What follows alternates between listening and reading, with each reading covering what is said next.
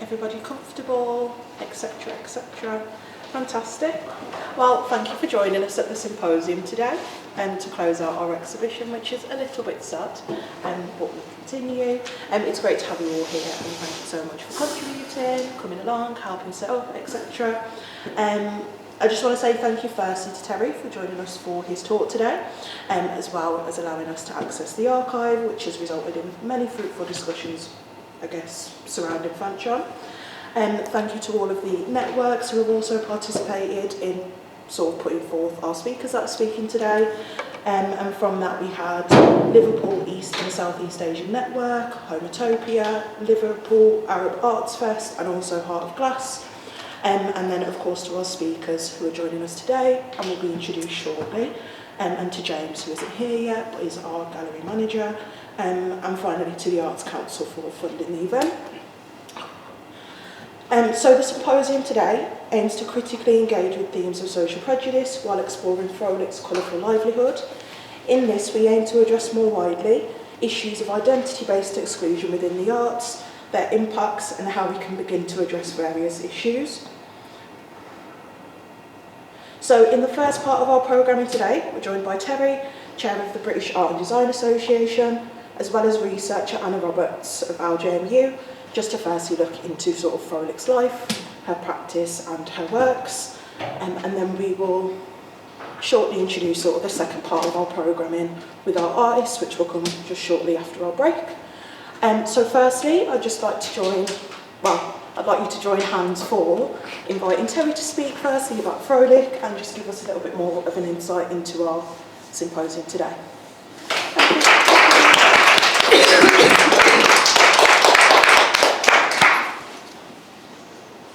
It's probably a good job we started with an applause, but by the time I finish it might be booing me or something.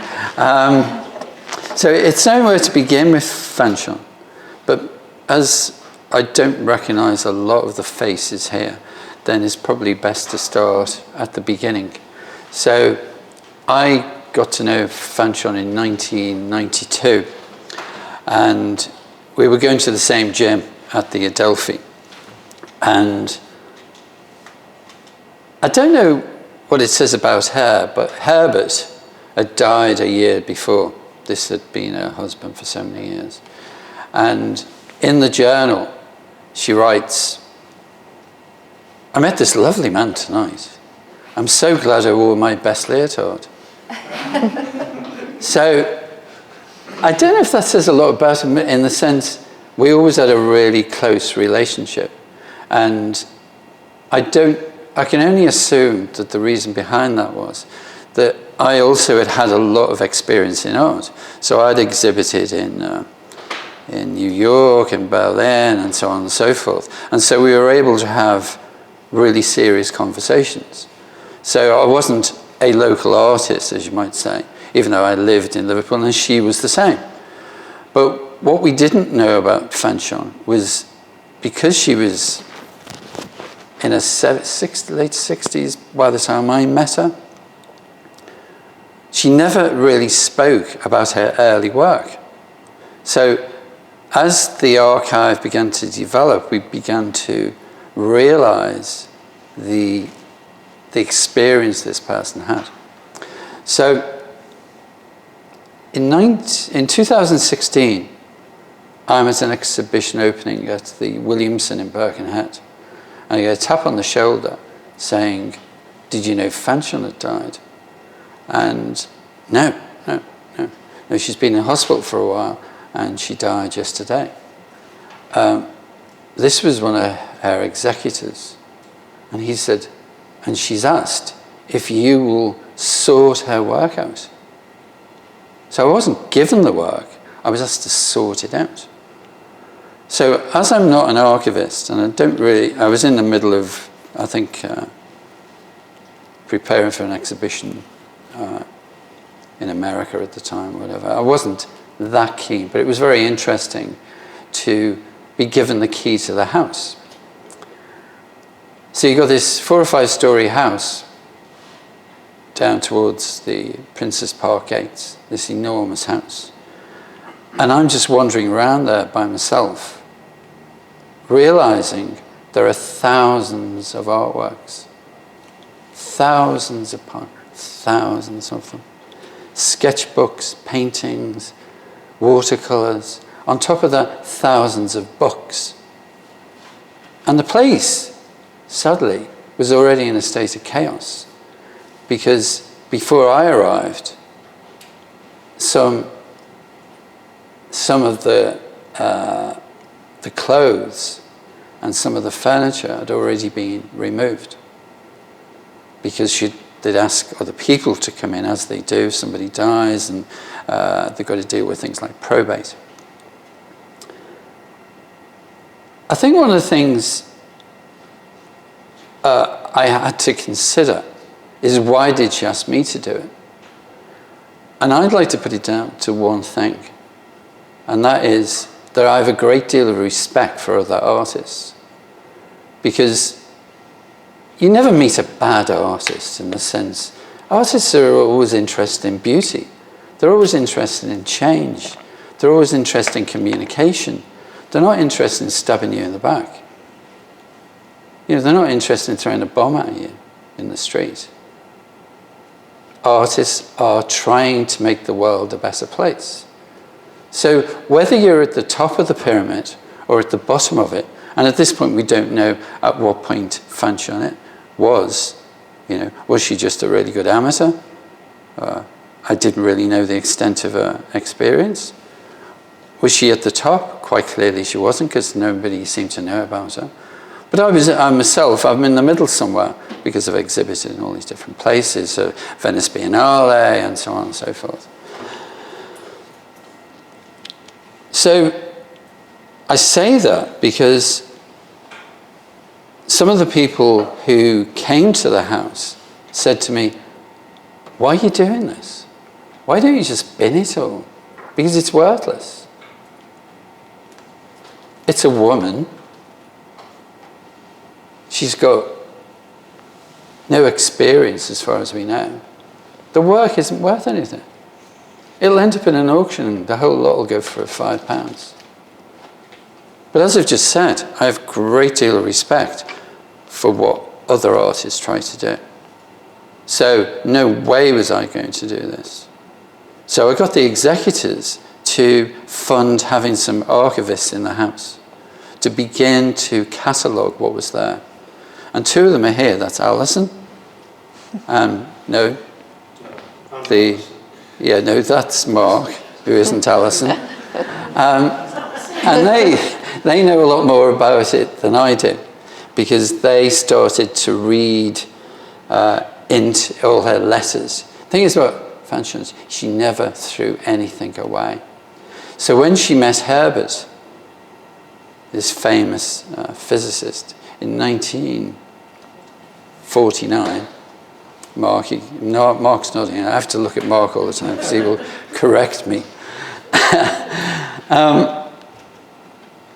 Sorry, I missed the point there. What was I saying? So what we have is, we have this vast collection of work. Gradually we begin to realize something. So I found a journal. I realized it was a journal, so it's a bit of an 8x10. There's some in the exhibition. And I found one, opened it, and it's got a date. So why did you date? Why did you date this book and talk about yourself in it? So it's like a journal. So I started looking around for more of these things. And if you put them, so that's the thickness of a journal. If you stand them all on their edge, the stack would be 1 meter high. She kept a journal from the 1940s to virtually when she died. So I was able to cross-reference when she met me. So there it was. So 1992, she did about 3 or 4 journals. And there is Terry Duffy. I met Terry Duffy. And because we'd had a really... Because you know what we're like. You're all artists here. Meet another artist, you start talking about art. So she's in her best leotard. I'm in my short and cutaway T-shirt. And we start talking about art. And she's saying about her experiences and so on and so forth. The thing is, nobody alive knew about her distant history. Let's call it distant history. about what she was up to in the 50s and the 60s. If you've been around the exhibition, most of what you see would be from the late 50s to early 60s, particularly prints and so on and so forth. Because she was incredibly ambitious. She was, as you know, some of you will know, she did, first of all, she was, I think at the age of 17, won the Pepsi Cola prize in America. There's like half a dozen people a year win this prize to study wherever she wanted to go. What this 17-year-old chose to do was to study philosophy under Carnap at Chicago University.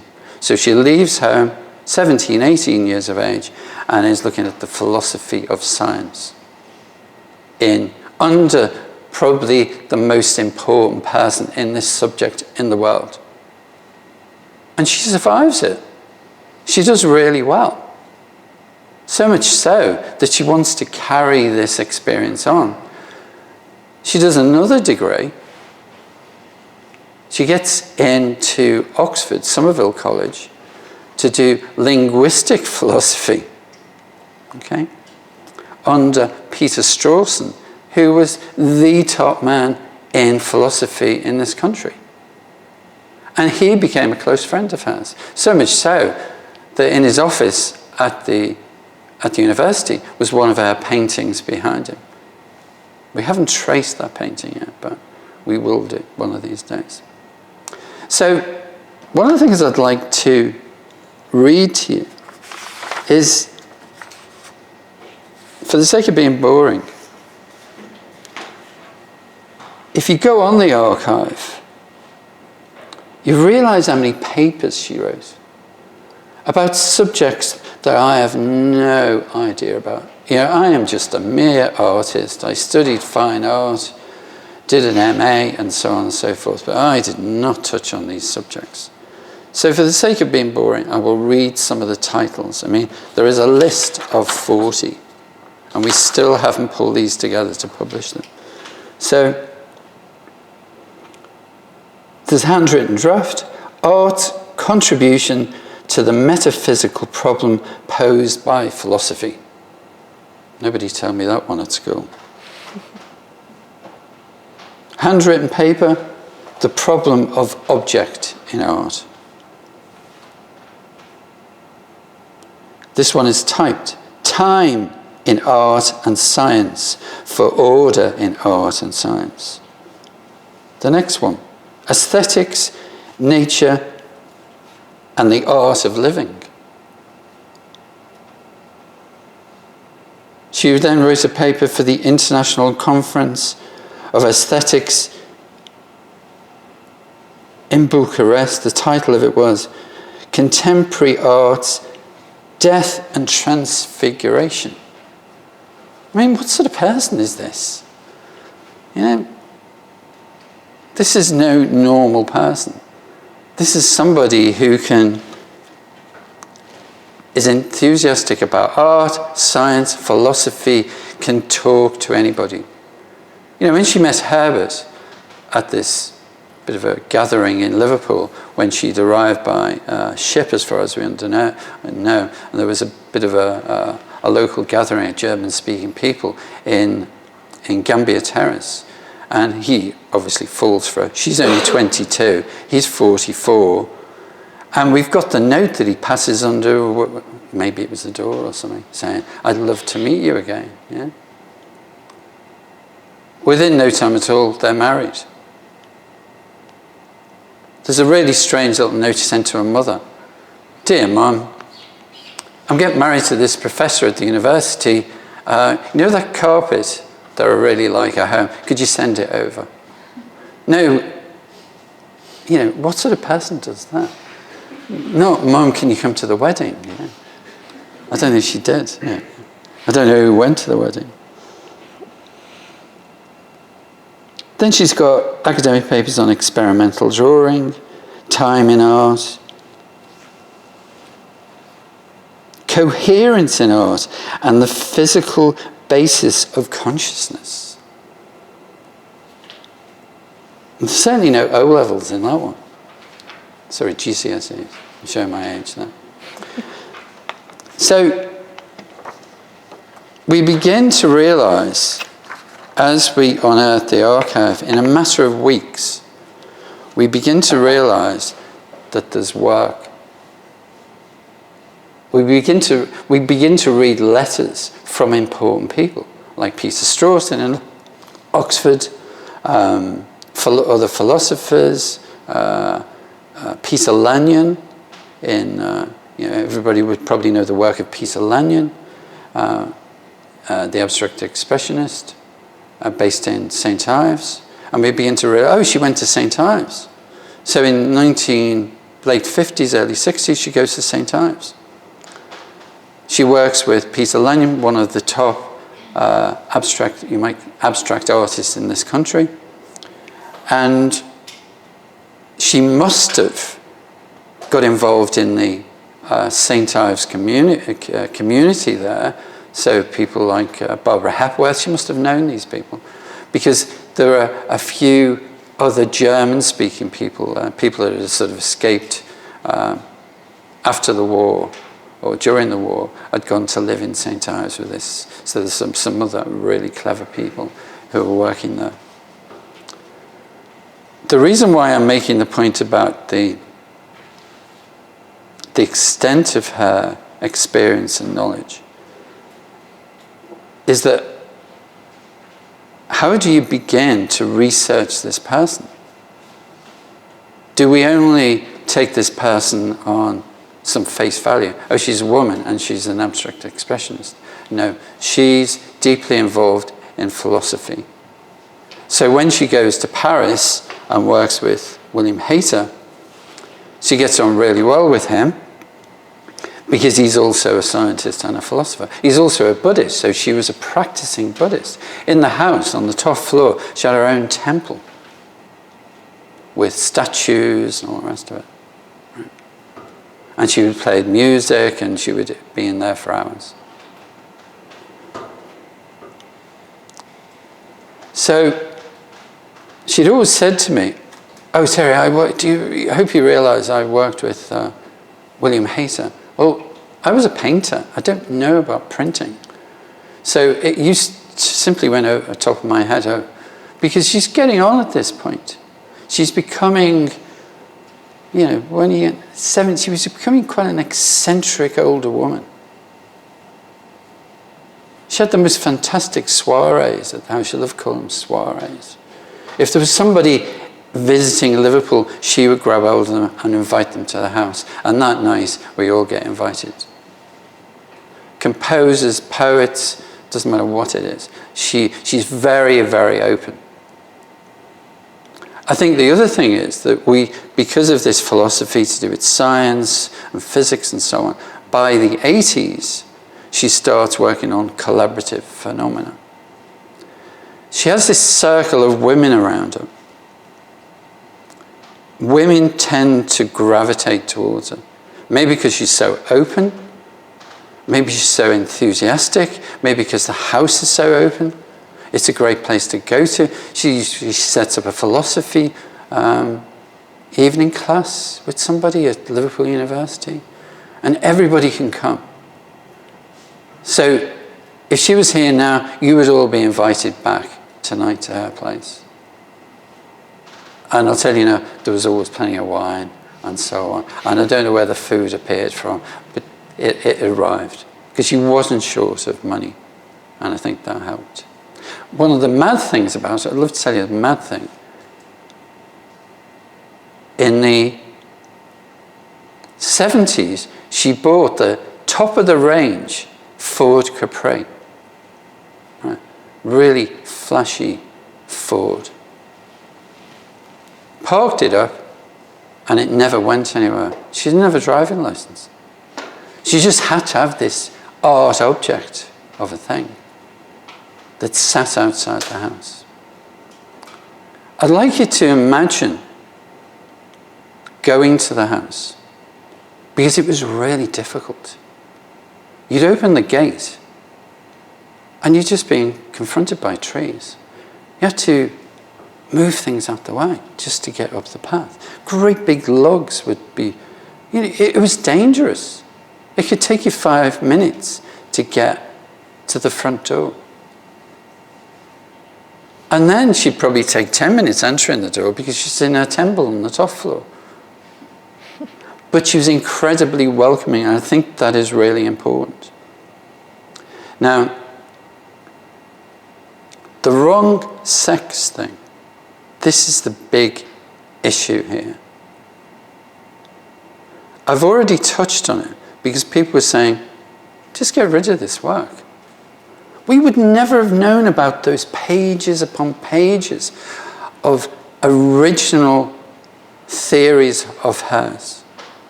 We wouldn't have known that she'd written for the Situationists. We're not talking about some local amateur group now. We're talking about this radical group in Paris, don't forget, run by a woman, that's Nicola de Jong, yeah, getting nods over here. Jacqueline de Jong, right? Another powerful woman who invites her to write something. She writes on some philosophical work. In this book, which I brought with me, if you'd like to pass this around.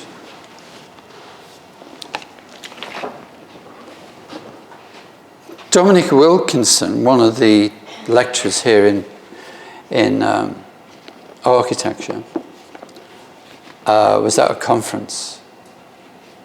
I don't think it was in Liverpool. And, you know, as you do in conferences, you talk to the person next to you, what are you up to, what do you do? And Dominic says, oh, we're working on the archive of Fanchon Fröhlich. The guy thought he was joking because his book had just been published on the Situationists. And he said, we found out she was so important that we've virtually given her our own chapter in that book. In fact, when you read it, she was too clever for them. They were probably, to some extent, maybe bluffing the philosophy, but she knew it. So, if you can, get yourself a copy of that, because that is the most inclusive book about the Situationists. And if you know the Situationists, then you realize that they were absolute radical, pivotal group in Paris around about 1960, 61, 62, and are still referred to today. Constantly referred to. We wouldn't have known any of this. All this could have been thrown away. So we now have this vast archive. And where does it go from here? Geneva's invited me to talk, to introduce her. And this incredibly intelligent, creative, ambitious, open woman, somebody had the audacity to say, sorry dear, you're the wrong sex. Because that was the situation. And it's only just beginning to change. So, it's a difficult one to say, because obviously I'm some old bloke. But I am such an advocate for this now, that it's absolutely wonderful to see these exhibitions. So get to the Whitechapel Gallery and go and see those 80 women abstract expressionists, their work. You've got to go and see it. Sadly, when they did the research, we hadn't opened the door to Fanchon, because she would have been one of them. And in fact, I went round on the first day it opened, and without a doubt, she would have been a major contributor to that. So I can talk about Fanchon for a long time, and I think I'm probably, nobody's gone like that yet. Yeah. Maybe some questions would be. No? Where did her wealth come from then? She didn't money from art. Well, she was obviously middle-class American. She's from Ohio. Oh, Iowa. Iowa. Right. Yeah. Waterloo. Yeah. John Deere Tractor Museum. Herbert had been chased out of Germany in the early 30s. We even have that letter from the Nazi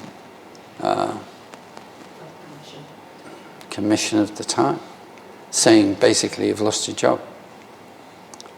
The wonderful thing that comes from that is that the Germans took reparation really seriously, so that 30, 40 years later, he gets all his back pay. And it's $1.5 million. And that goes into a Swiss bank account. It appears though Fanchon didn't know about it. She would have spent it all.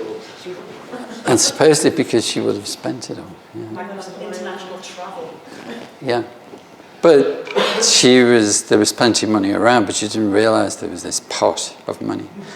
And so when that came back, she had to pay a massive amount of tax on it. That was basically, I think, halved. And from that point on, I don't think anybody had to pay for anything. You know, she just did so much after that. There was more soirees, there was more exhibitions, and so on and so forth. But it tended to be, she did things in The Hague, she did things in Paris, but a lot of it gradually, as she got older, it was here. Japan, yeah. Yeah, if she wanted to know something, she simply got on a plane or a train and went there. Yeah. And even when she was in her 80s, she came to see me in Venice, and she was on 2 walking sticks at that point, really hobbling. I don't know if you've been to Venice, but it's not the easiest place because of all the bridges and the slippy stones. It is the worst place to be if you've got on walking sticks. And she came twice to see the exhibition. Yeah. As far as I know, but she also fitted in a trip to Switzerland to get some of the money out. Yeah. This probably shouldn't be recorded.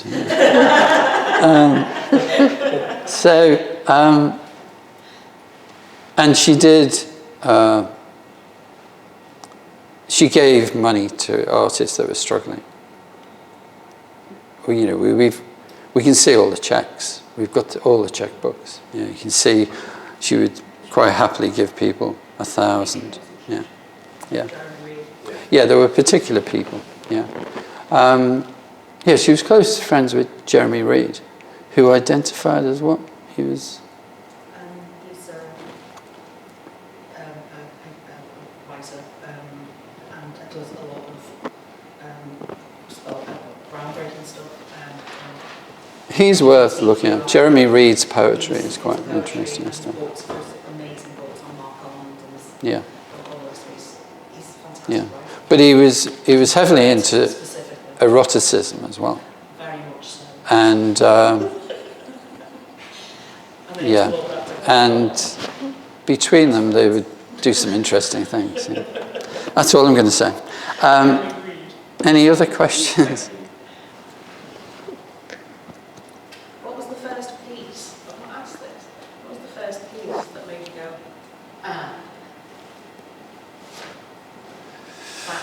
that's brilliant? What one of the first pieces that you saw that you were like, hold on a minute? Because it can't have just been the volume of stuff that was at that house, or the feel of the house, which is extremely bohemian. Yeah, there's a story behind that. Is there was all these abstracts, and of course we all know people that do abstract art and so on and so forth, and you know people are still doing it. People are still doing abstract expressionist work and so on. And so there was lots of this stuff. I mean, we're talking about maybe several thousand large paintings. There is a picture coming up, that generally could be that sort of size, on canvas, on board, and so on and so forth. But about it must be, like most things are, pre-COVID. I went to the Royal Academy Abstract Expressionist show. I think that might have been about 2000 or, no, not 2020 or 2019. And I'm wandering around, and there's a Klein painting. I mean, that's like Fanchon's. Is she copying Klein? So when I come back, the first thing I do, get off the train, go to the house, go in, and just to see what the date was on the painting. She hardly dated things. So we then had to go through photographs.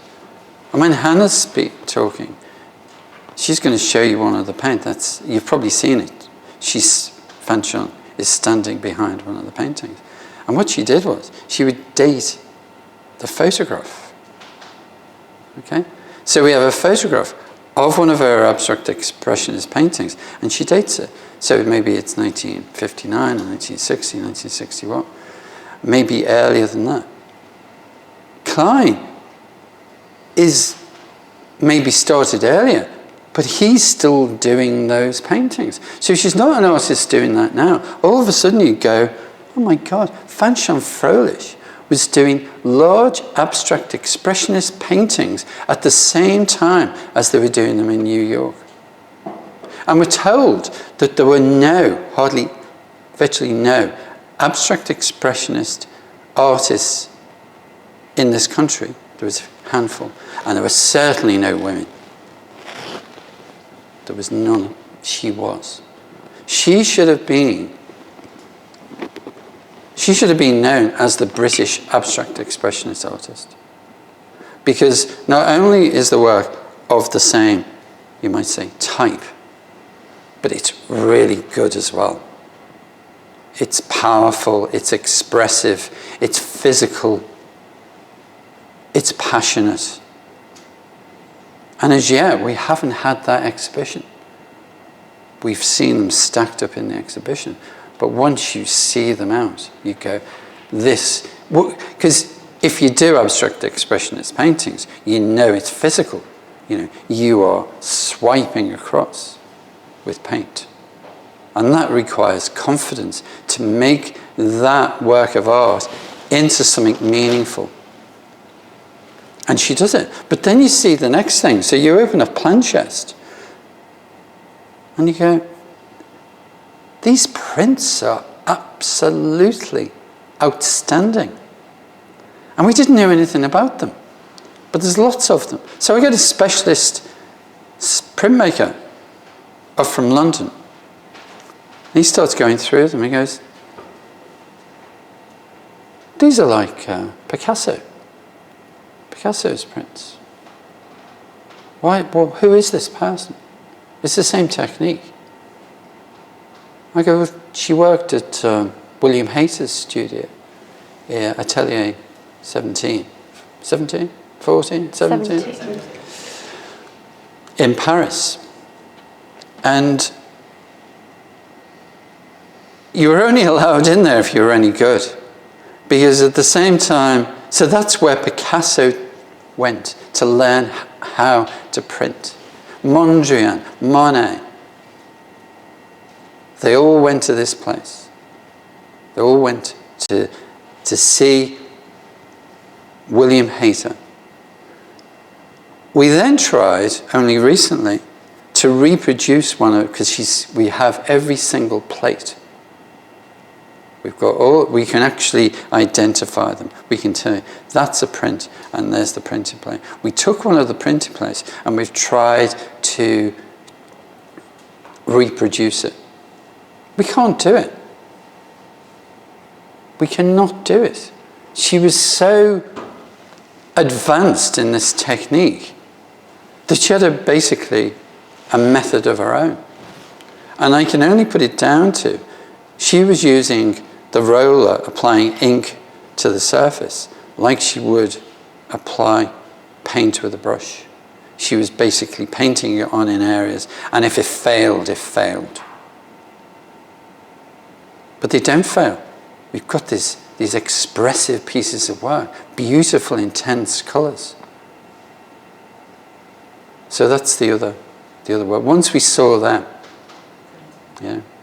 But sadly, because she started storing her stuff in the basement of the house, and I'm told she never went down there for 25 years. I remember once going to the house, asking her about the work. She said, "Oh, I don't want to talk about that." And I was told she never went down there. So when I went down there, dry rot fungus had virtually taken over. Moths had taken over. There were moths flying around there that you would not want to say hello to. It was pretty damn horrible, yeah. It just smelt of damp and rot. But luckily, I was able to save some of it.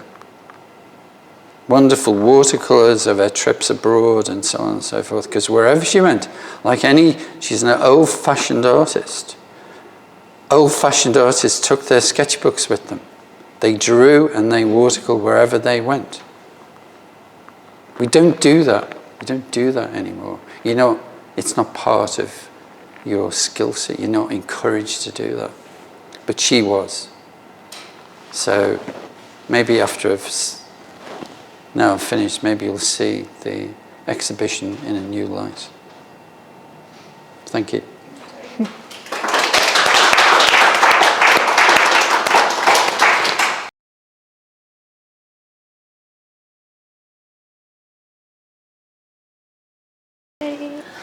Hello again. So next we'll be hearing from Anna, who's our resident art and science researcher, and she'll just be giving us a talk surrounding Fröhlich and sort of her practice and its relationship to science and philosophy. Yeah. Lovely. Take it away whenever you're ready. Great. Hello everyone, can you all hear me? Yes. Great. So I want to say thank you, Terry, for giving that fascinating insight into Fanchon. Something that I myself felt like when I was looking into her, I felt like I couldn't do her justice touching on her life. So I really wanted to bring kind of my own interest and research into art, science and philosophy, and sort of use it to underpin her art and her works. So I've sectioned this presentation up for you to kind of give you a bit of a digestible concept of what I'll touch upon for each bit. So before I touch upon Fanchon and her work, I really wanted to bring kind of further context to the symposium and the exhibition of The Wrong Sex and the idea of women being undervalued within art and science. So I kind of want to touch upon a few key artists that are widely known for their art and science discoveries and how notable they are. So first off, I want to touch upon Odile Crick, who was married to Francis Crick, who you may know played a key part in the discovery of the DNA, the structural of the DNA. And what's interesting about Francis Crick and Watson Crick, who co-discovered the structure of the DNA, was that there were many physicists before, particularly a female physicist who made considerable contributions to the structure of the DNA, namely Rosalind Franklin, who is extremely overlooked within kind of history. And she's a key kind of example of someone else who has been lost within the history of science. But I really want to touch upon Odile Crick, who was married to Francis Crick, a kind of similar dynamic to Fanchon and Herbert, in the idea of Odile Crick being mainly a figurative painter, but almost formed a collaborative partnership with Francis Crick, the molecular biologist, and she helped to visualise the structure of the DNA that we know today. the double helix that you can see here. So really kind of showing the undervalued contribution of art towards science. And another inspiration that I think is important to note is Maria Sibylla Merian, who's primarily an artist, a botanist, and an entomologist, which is known as the study of insects and bugs. And she made such considerable observations into the development and the metamorphosis of a variety of insects and bugs, and used her artworks of watercolour to contribute to the understanding that we know today of the metamorphosis of a lot of bugs and insects. And a really kind of powerful anecdote that I like about Maria Sibylla Merian is the fact that she divorced her husband and decided to endeavour on this incredible expedition with her daughter to South America, to a place called Suriname. So she really broke out of the confines of what a woman should be, a homemaker, and she went out with her daughter and went to this, this total exotic landscape that really was not known at all within the Western world, and took her daughter and made these really fascinating and key observations.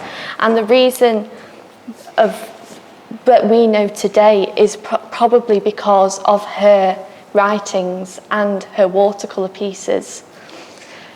So now I've touched upon the kind of context of other artists and scientists and their contributions and their lack of notoriety. Let's move on to Fanchon, who we've all come to today.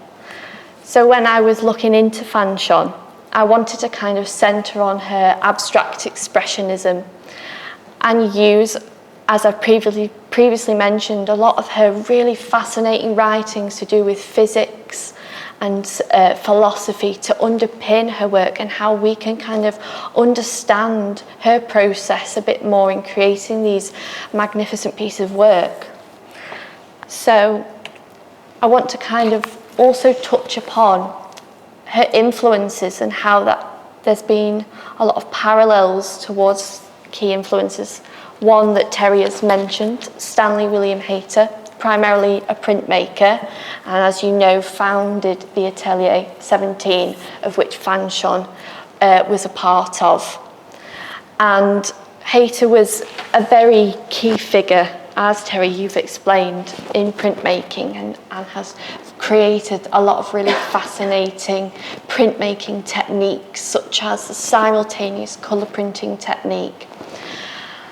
And when looking at these two works here, we can kind of see some of the parallels and the influences from Fanchon to William Hayter, particularly regarding the experimental drawing. And Fanchon has a series of writings really dissecting Hayter's work and the experimental drawings and what they really mean. And I think some key themes that kind of come out of experimental drawing of Hayter's and Fröhlich is this kind of controlled chaos that we can see within this piece. The idea of the various lines and the shapes created and how they kind of oscillate, how they curve, creating this very kind of chaotic scene. But there's a lot of controlled nature in the intention of Fröhlich's work. I think that's really important to focus on when it comes to experimental drawing. There's a lot of intention there and a lot of self-reflection with it. And often in Fanchon's work, she kind of compares it to the way in which scientists conduct experiments through the scientific method. The idea that we have a set of parameters and a set of techniques and a set of rules per se when we are conducting experiments. However, the actual end result is something that's very undetermined and very undefined, and we can really see this here, the kind of in the chaotic nature. And when we bring it to a more philosophical perspective, it really kind of draws upon the idea of the unconscious mind really guiding the hand to create these magnificent works. And this is a quote here that kind of Hayter touches upon. The way one's eyes, one's hand, one's relation between consciousness and unconsciousness, which really kind of lends this idea. So now we'll kind of touch upon another element within Fanchon's writings and how that kind of connects to physics in regards to perceptual asymmetry. And what is known within art and is the idea of beauty being symmetrical. It's kind of a widespread notion, but it's not an innate tendency within humans to be attracted to this, and it's really perceptual asymmetry that's a really important thing to consider.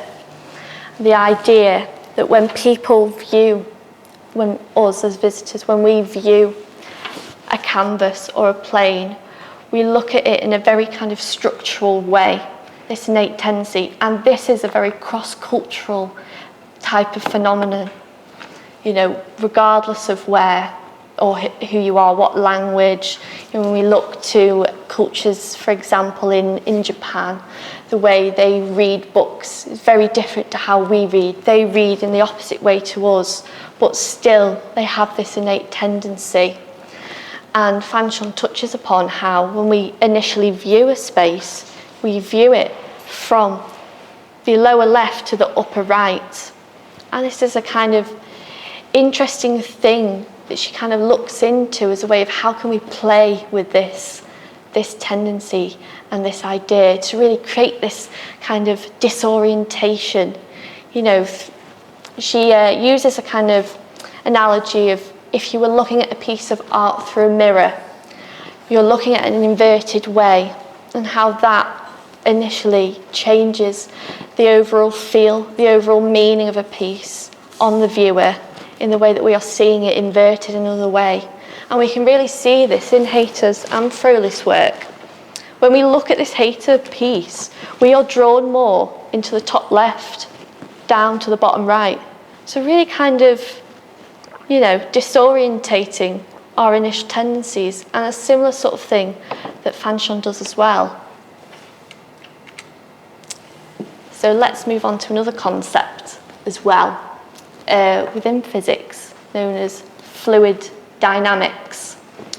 And this is essentially physicists are looking at the behaviour of fluids, how they behave, how they interact.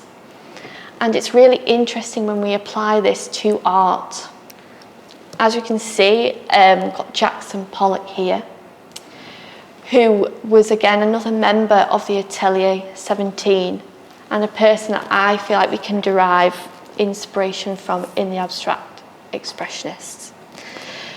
So in regards to the way that Jackson Pollock, similar to the experimental drawing, is very self-reflective in his work, very a lot of intentionality, as I've previously discussed. What kind of fascinating lens is to look at it from the perspective of physics. And physicists have actually done studies on Pollock's work to analyse and to potentially be able to recreate his markings by analysing the way in which the paint was sprayed on the canvas, coiled on the canvas, in a very unfragmented way. And this is a kind of very interesting concept that we could apply to a lot of Fanchon's work through fluid dynamics.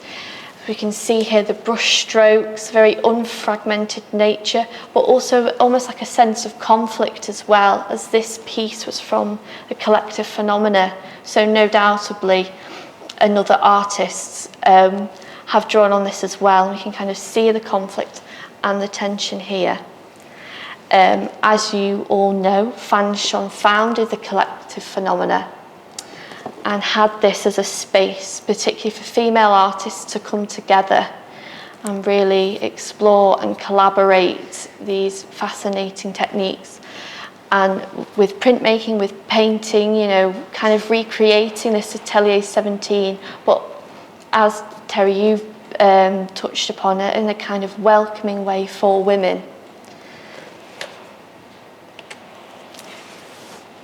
So another important element within art in general that I think is important to note is the perception of light, and how an important role it plays for artists in their portrayal of their works. And in a lot of Fanchon's writing, light was a key element for her in kind of the medium of perception, but also of disruption, which I think is really fascinating, and how we can look at her work and look at the way she portrays light and the way that light interacts with the finished art piece as well. So this connection of the artist to the art and the viewer to the art, I think is fascinating. In a lot of her writings, she looks to a lot of different art movements, particularly Impressionism, kind of dissects it from the point of the quantum mechanics of light and how artists portray the behaviour of light, particularly with Impressionism, with the work of Turner.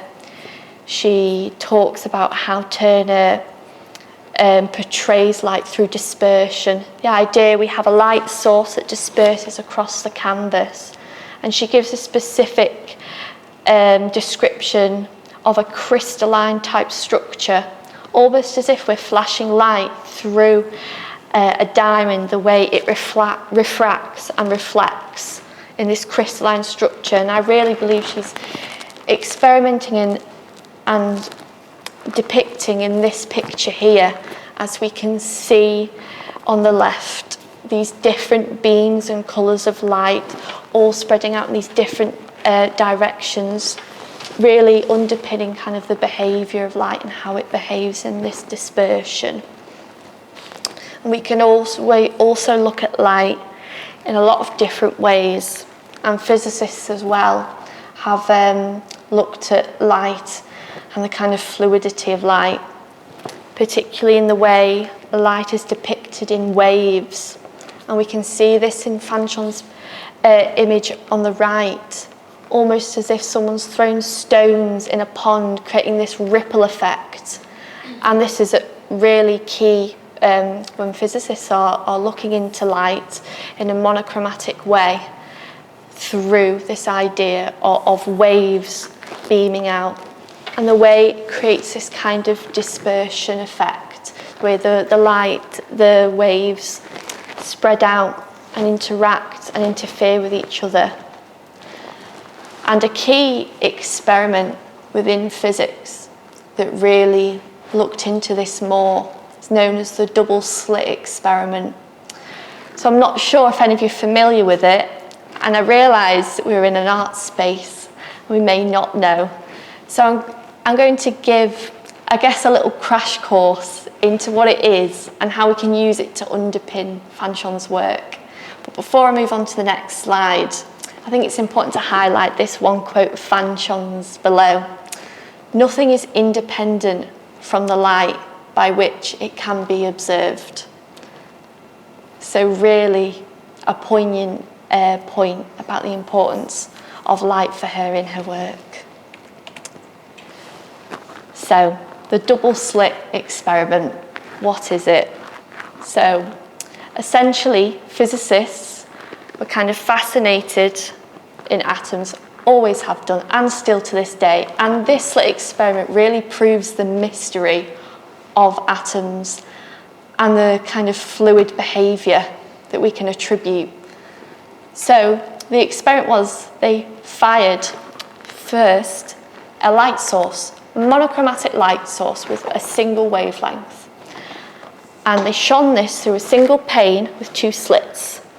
And as you can probably guess, the light travels through these two slits. But in doing so, it creates these singular waves that you can see. And these singular waves disperse and interfere, creating this interference pattern that's reflected on the screen there. Now that's, there's nothing new to that. Light comes in waves, but when we look at atoms, it's very different, behaves in a very different way. So when atoms were fired at a screen with the two slits, they went through and created this same wave-like pattern. When we think of atoms, we think of them as particles. So you tend to question, how is it possible for these particles to create this wave-like behaviour that we can see on this screen here? So physicists have thought, this is interesting. Okay, let's experiment more. So they covered the first pane at the top, fired the atoms again, and they, again, dispersed onto the pane in this wave-like behaviour. This is quite interesting. Nothing's really happening there. Let's actually see how these atoms are going through these slits. How many are going through the top? How many are going through the bottom? So they put a detector on the top to detect how many of these atoms were going through the top and how many through the bottom. And in doing so, they found exactly 50% were going through the top and 50% were going through the bottom. So you begin to question how are these atoms getting through exactly 50-50? Do they split? Do they go through? And the interesting result was when these atoms went through, when they were observed, the pattern totally changed on the screen. You can see the kind of dashes on the screen changed to just two singular dashes, which were reflecting the two slits. So this is quite fascinating in the idea that observing these atoms has changed their behaviour. And this is known as the observer effect we know today. The idea of observing a phenomena changes the phenomena. And this piece of Fanchon's on the right, I think quite interestingly portrays this behaviour of atoms and the idea of them behaving like particles and waves. So we can see how these atoms kind of cluster together and disperse out. But you can see there's waves that kind of come into play as well. So really kind of communicating, visualising this fascinating mystery that to this day we still don't know. And as an interesting talk I watched all about this said, if anyone does, find the reason, that there's a Nobel Prize there for anyone that does. So I think it's really kind of fascinating to see these writings of Fanchon's and how intellectually they were, and portraying it through her work. And it really kind of makes you look into abstract expressionism and think that it's looking at it is one thing, but understanding the underpinning of it really changes the meaning and the concept behind it. And I think Fanchon is a fascinating example of this, looking into her writings and her work in physics and philosophy can really help you understand this new world, and almost like she creates this new law of physics within her own work, which I think is really fascinating. And that is everything. So let me know if you have any questions, remarks, points about anything I've discussed. Happy to answer. And I've also left my email there in case there's any more questions people think of after. And thank you very much for listening.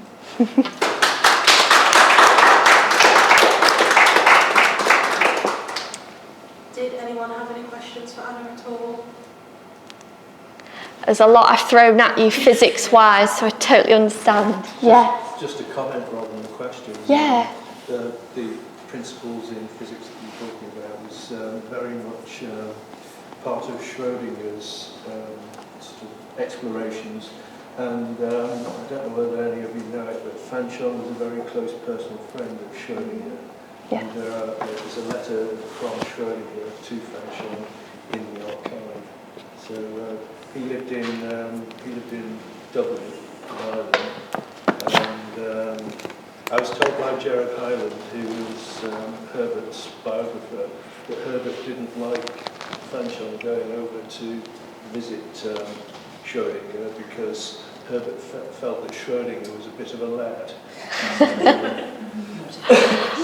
But anyway, it was really just to illustrate that she was so connected with physicists that she was a close personal friend of Schrödinger.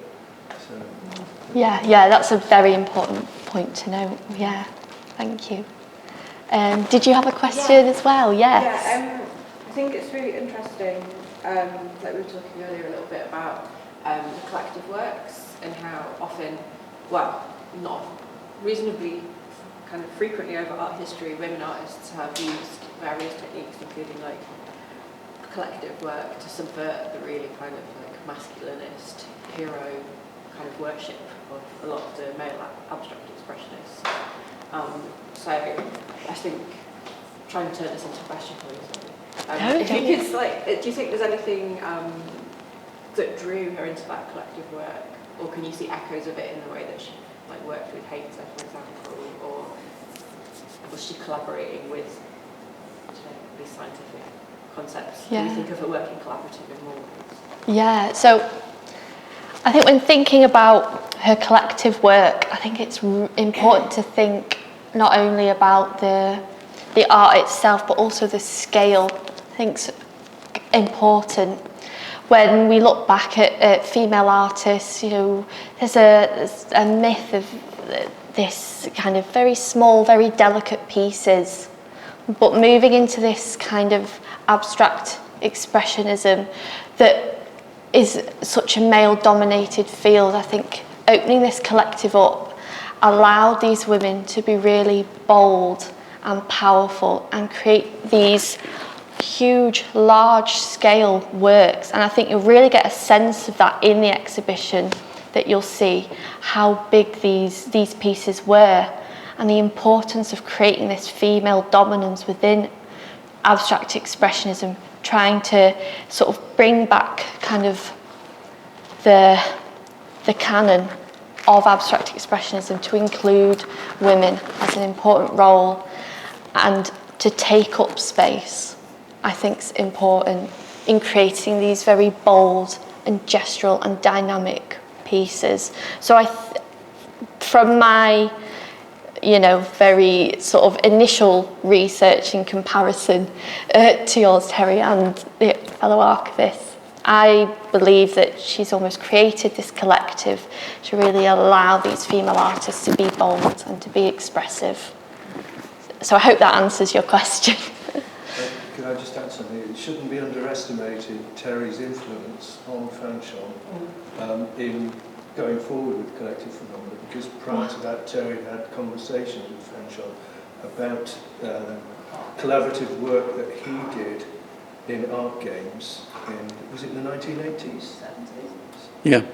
Yeah. So Terry had discussions with Fanchon about his art games period, which were sort of audience-attended things. And so that was one influence. The other influence was that Herbert, her husband, had produced physics explorations in what he called collaborative phenomena. So that was how sort of particles collaborated, or sort of there was a collective collaboration of particles of different physical phenomena that went to a greater good. So those two, so Terry and Herbert were sort of primary influences on collective phenomena that Fanchon produced. Yeah, thank you for, I think that's a really important thing to mention. Yes, thank you. I'm just thinking about the collective phenomena, collaborative phenomena. It's about discussion, and very often in art games it was counterpoint. This dialogue that happens in that space. Yeah. Physicists and scientists have been doing it for years. They have massive conferences, they bring each other's work together, they talk.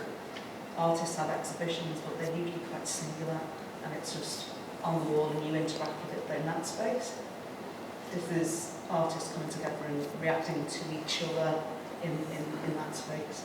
Yeah. And it's in some ways quite like a conference, and what she did used to do is take part in conferences with Jared Hyland, who is a physicist and also Herbert's the art biographer, and she would do collective phenomenon pieces or artworks in response to the pieces that were going ahead in the area of physics or biology that he was working in at the time. And she also produced pieces regarding, it's about the mind. She was very interested in the whole issue of how the mind works and how we produce these ideas. She had also suffered a stroke some years beforehand, and that might have been one of the reasons why she was very, very interested. And she produced these amazing works live in reaction to what had been discussed, and also part put towards papers, etc., that were being shared there. And these symposia took place all over the place, and in some really high-level biological stuff. What was the name of the biologist that she was working with, who was also working with Herbert, who got Herbert really interested in physics in biology, and that was the last bit of his offshoot of his work. Again, it was a conversation with Fanchon, who introduced herself, I can't remember his name, to this man, and she got involved, and she got Herbert involved in it about connecting, collaboration, bringing people together. Neville Mott. Yeah. No. It was the biologist. I'm going to try and remember his name. Oh, yeah, thank you. But it does seem to be about constant dialogue. Yeah. Because, I mean, Terry, art games, I don't know if it's a dialogue or combat, it's almost chess, isn't it? Because is it two artists, only have two artists, or was it any? Well, within what I did, it was only two artists. Within what Fanchon did, I think it's more, as we've said, it's to do with the happenings. Probably the New York influence, where I think she worked with at least 3, even 4 women would work on those paintings together. That's where they are. Yeah, and of course there was music in the background. I think they were really pleasant things to do. You know, whereas art games isn't exactly pleasant. It's more of watching 2 chess players struggle over something. Yeah, and that's why we really discussed it a lot. Yeah, but no, she did the most incredible. Those works are that good, but you realise it was her influence that created them. Yeah. You always know, you can see Fanchon's hand in the work. Yeah. They're always within a certain... I think she would women to be timid. Mm-hmm. Yeah. And that's always, is always the tendency for any artist, male or female, to actually be confronted by a large canvas, is to do a little mark in the corner. But she would have gone, come on, do this. Yeah. Express yourself. Yeah. So... There is film footage on Fanchon Fröhlich website and on YouTube of footage of a collective film. Yes, I think I've seen a few clips. Yeah, it's fascinating. Yeah. I think though, one of the things I didn't really touch on was how she definitely didn't want to be the housewife. It wasn't just she was the artist. I mean, we know that through the writings of, Jared Hyland, that it wasn't through the writings. Jared said that what really annoyed Herbert was she wouldn't do Sunday lunch. That he had to go out all the time for his pint and his Sunday lunch. She wouldn't do it. In fact, she hardly ever cooked. If you ever saw the kitchen, you'd go, no, this person never cooked. If I wanted to speak to her, I simply went to the Quarter in Falkland Street. And what she would do is she would cycle to the Quarter and have something to eat, or meet a friend, have something to eat, have too much to drink, and they always put it in a taxi with their bike and sent her back home. And that was the regular occurrence. Yeah. She was a real character, I'll tell you. Yeah. It sounds it. It's so lovely to hear these anecdotes. Yeah, I'll tell you, there's lots. About her. Yeah, yeah. There's still a waitress at the quarter there now who served Fanchon. Wow. Who used to put her in the taxi. Yeah, she's still working there now. Just shows you how much of a prominence she has in Liverpool. Yeah, really does. I think, though, but that actually isn't the case. So you speak to artists, say, in the 60s. She was in Liverpool in the 60s when Liverpool was this really vibrant city with all that music going on, the poetry and so on and so forth. She sort of knew them, but this is what we didn't know. She was this international artist. She's working in Paris. She's going to Japan and places like that. She's not really that moved by what's happening in Liverpool. It's Paris is the place. And of course, if you know about Paris in the 60s, that was the the touch paper was lit, and the students sat in the universities, and she would have just been part of all that. Yeah. Great. Well, I'll pass it over to you, Geneva. Thank you very much. So in the second part of our programming for the day, and sort of further framing discussions more generally surrounding the marginalisation and exclusion of individuals and communities in the arts, we're going to be joined by our artist Fia, who will be with us shortly, Rosa, who I hope you've all managed to introduce yourselves to, and Hasona for insights into their incredible projects and practices. And following that, they'll be accompanied by a number, including myself, Emma and B, of academic staff from LJ and U, just to facilitate some discussions with them, and we just wholly encourage your participation in the discussions that follow. Just to give a little bit of an introduction, first from our collection of artists for the day, we're going to hear from our creative practitioner and founder of the Liverpool East and South East Asian Network, Sophia Mohammed Noor, who's joining us to discuss her printmaking research. Of course, she's not able to join us in person, but is kindly presenting virtually, and she'll be joined from me for a discussion following 20 minutes. So if you're happy, you take it away. Thanks everyone. Thank you for your patience. Over that tech difficulties, but we're here now, and I just want to say a huge thanks to Geneva for being so accommodating. Because I'm away on an away day in the Links District. So my name is Sophia. My pronouns are she, hers, and hers. Sorry, it's just like people coming in and out. I am an Asian lady with black bob haircut, and I'm wearing a navy blue top. So today I'm going to be talking about my obsession with the Liverpool Naval Memorial, and a project that I did a few years ago to advocate for Stop Asian Hate. Why I founded LESEAN, which is the Liverpool East and South East Asian Network. But it's a bit of a mouthful, so that's what it's LESEAN. And my current project, and in my notes I've wrote obsessions, but they are actually inspirations. But I am obsessed over them. Right, okay, the next slide please, Geneva.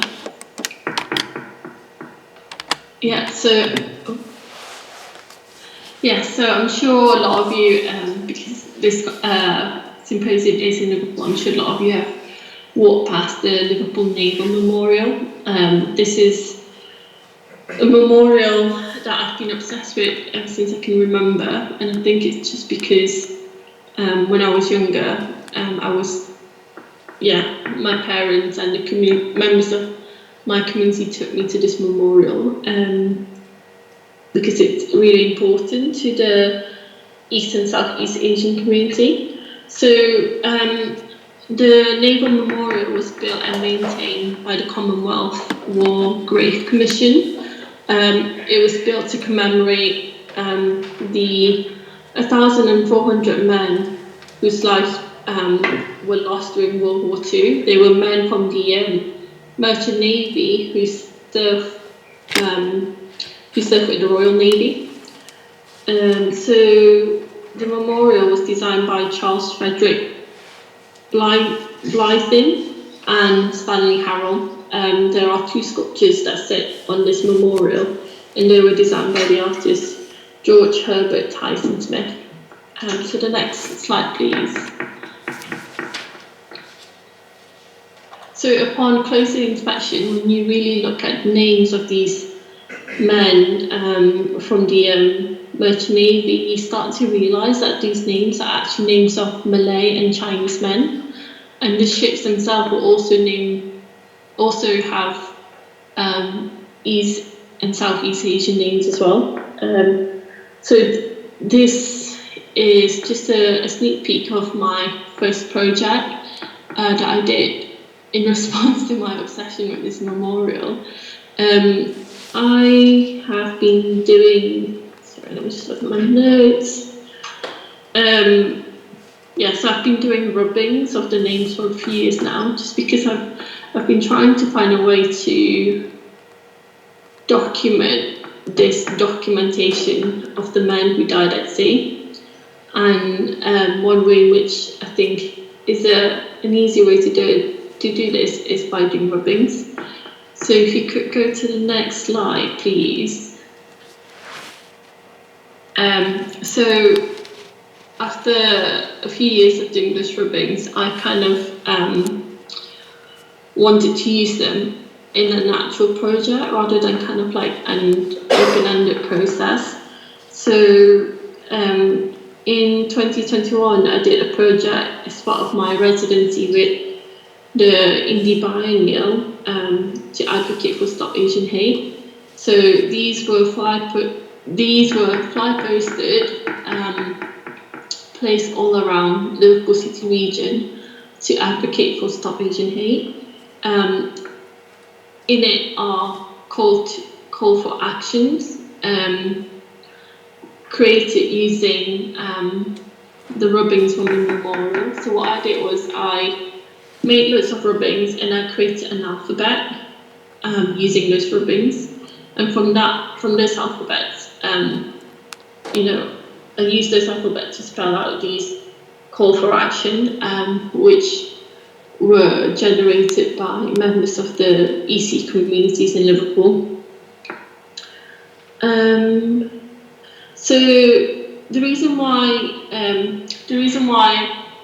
I did this project was because it was in response to the lack of support given to EC communities and EC creatives in particular, despite countless number of galleries publishing race equality statements.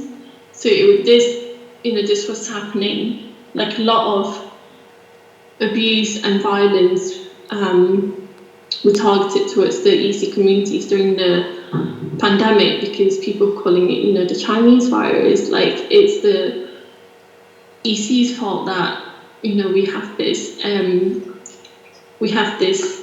virus that's happening, but there were no support for the communities, even though galleries were publishing race equality statements. So I thought it was kind of in desperate need really that I initiated this project, because no one else was doing it, so I felt I was compelled to do it by myself. So on to the next slide, please.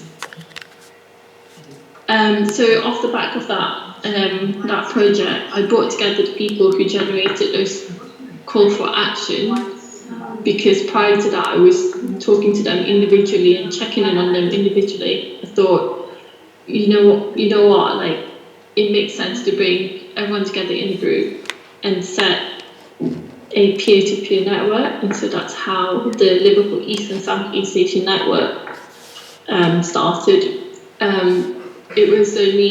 It started with just like 6 of us coming together for a morning coffee, And it wasn't even fancy coffee, it was like just horrible Nescafe coffee.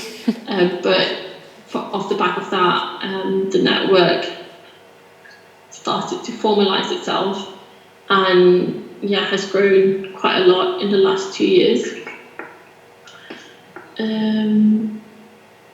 Yeah, so just a note on this slide, I've included screenshots from Fat Liverpool and Melodic Distractions, because these are probably two of the most supportive organisations in Liverpool that have really shown us love and support by commissioning us or sharing their space and resources. And I wanted to include them in this slide because I wanted to share with you all, like, these are the organisations that recognise the importance of working with different groups with protected characteristics, in order to practice genuine EDI principles. Yeah, and then on to the next slide, please.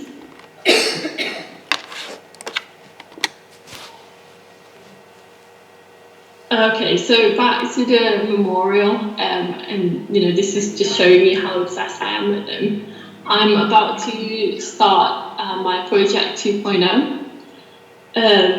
So I've just finished a week of R&D with newer theatre, and I just couldn't get the memorial out of my head. So I want to revisit the memorial and refine the ways that I work with it. So on this occasion, what I want to focus on are the globes that sit on top of the memorial, rather than the names of the sailors who died at sea.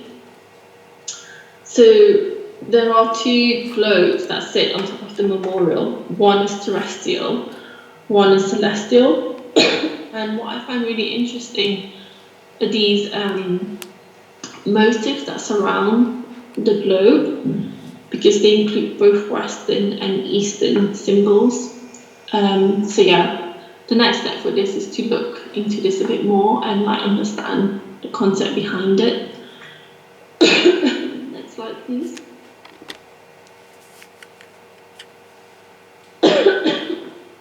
Sorry, I've got a frog in my throat.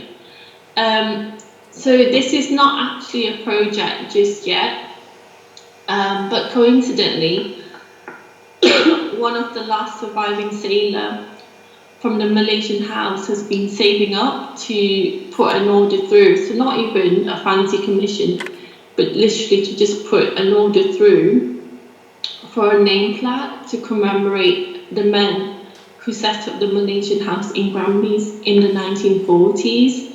So, this is my community, and this is an important history of the neighbourhood, but it doesn't get talked about. Like, can you imagine being, from a community that's been in the area since the 1940s, but no one knows you exist? So talk about being invisible, right? And so, as I was saying, it's not a project just yet, but definitely something that I want to do. Because I grew up with having met a small even though it's just a small portion of these men, but they've been in the area, they've been there, but no one knows that they are there or they were there. But it kind of just really broke my heart that this old pensioner, working class pensioner, has been saving up just to, put an order through for a commemorative plaque, because no one else is going to do it, so he has to do it before he's not around any longer. So it makes me really emotional when I talk about it. So next slide, please. So for the last few slides, I just thought I'd talk to you about the next steps in my research. So sadly, and I regret to say that I've not been able to go to the studio to make any work, but I thought I'd share with you my sources of inspiration / obsession. So for the longest time, I've been a huge fan of Ellen Gallagher's work, and a lot of her work covers, the African American experience. But I just really love the way she works. So she used found materials, but on this occasion, as you can see on the screen, it's kind of monochromatic collages. So this is something that I'm thinking about, especially just to go back to the memorial of how it's bronze plaques. So it's like the same material, same colour, same material, same colour on top of each other to spell out the names. And so that's what I really like about, the text section there, just on the left. And then next slide, please. I'm also thinking about Lucio Fontana in the sense that I know people make fun of these slash canvases all the time, but I'm just curious about I guess mark making in the fabric of the material itself rather than on top like Ellen Gallagher. So I wonder if there's scope for me to do printmaking, but also cut into the material that I'm printing on. It's all still TBC. And then next slide, please. And this body of works by Langlands and Bell is a better representation of what I'm thinking about, because I really want to do blind printmaking. So blind printmaking is basically putting a print through a roller, but you don't ink the plates up, you just leave it as it is. And so when you put it through the roller, what you come out with is kind of these embossed pieces. And I really like the idea of taking up space and making a mark into it, but just by pressing and using weight.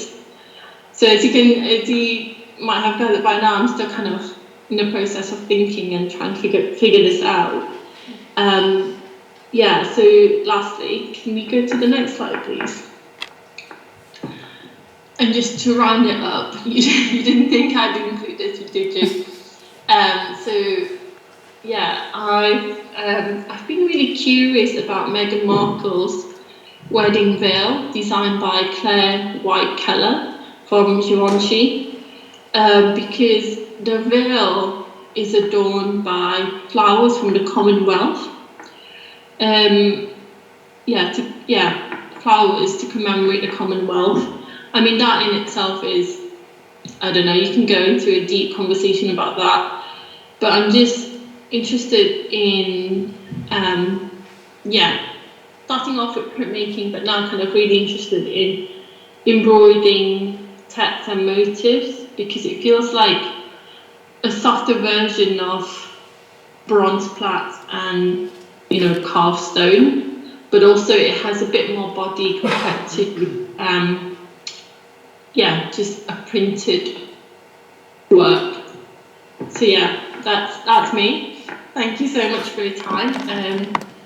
Thank you so much for that presentation. It was extremely interesting, and I'm hoping that I see a little bit more of your printmaking soon. But did anyone have any questions for Sophia at the moment? Yeah, B? Yeah, hi Sophia. I was just leaning out further. So I thought it was really interesting the way that you were talking about kind of the hyper-visibility that you and your kind of community experience, particularly at some times where it's, particularly through COVID and the racism that you faced, and then that kind of contrast of the real invisibility of the Malaysian community in Liverpool, or perhaps, I don't know if you've experienced it in other ways, kind of in terms of your identity. I just thought it kind of really also, I know you didn't hear the first part of the session, but we were talking about quantum physics and Erwin Schrödinger and lights and particles, brain not working, kind of being in two places at once in these like constant states of flux, or kind of two states at the same time. So that was just like an aside, but what I wanted to say was, could you talk a little bit more about that kind of tension between the kind of visibility and invisibility that you have experienced? I actually think there was very little visibility. Like, I think during the pandemic it was more people were calling coronavirus the Chinese virus, but I don't actually think there was a lot of visibility because the community like did not receive any support at all. You know, like just perhaps over a year ago I did a talk about my practice during the pandemic with a queer artist and a black artist on a panel, and they both turned around and said, "What? I didn't know you were going through this. Like, no, that's not true. Like, how? No, like they were just like, to some extent they were in denial about the experiences that I was going through and my community was going through. So I think, yeah, so to answer your question, very little visibility, but you know, the horrible people the only time it was visible was, sorry, let me start that again. The only time that it was visible was when people were being racist towards the community, to hurl this horrible, name calling in the street. But overall, there was very little visibility because, art galleries weren't recognising that struggle, the challenge that we were going through. There were no kind of support at governmental level, and yeah, so there's that. So I think that, yeah, and then just, I guess the third invisibility is just the general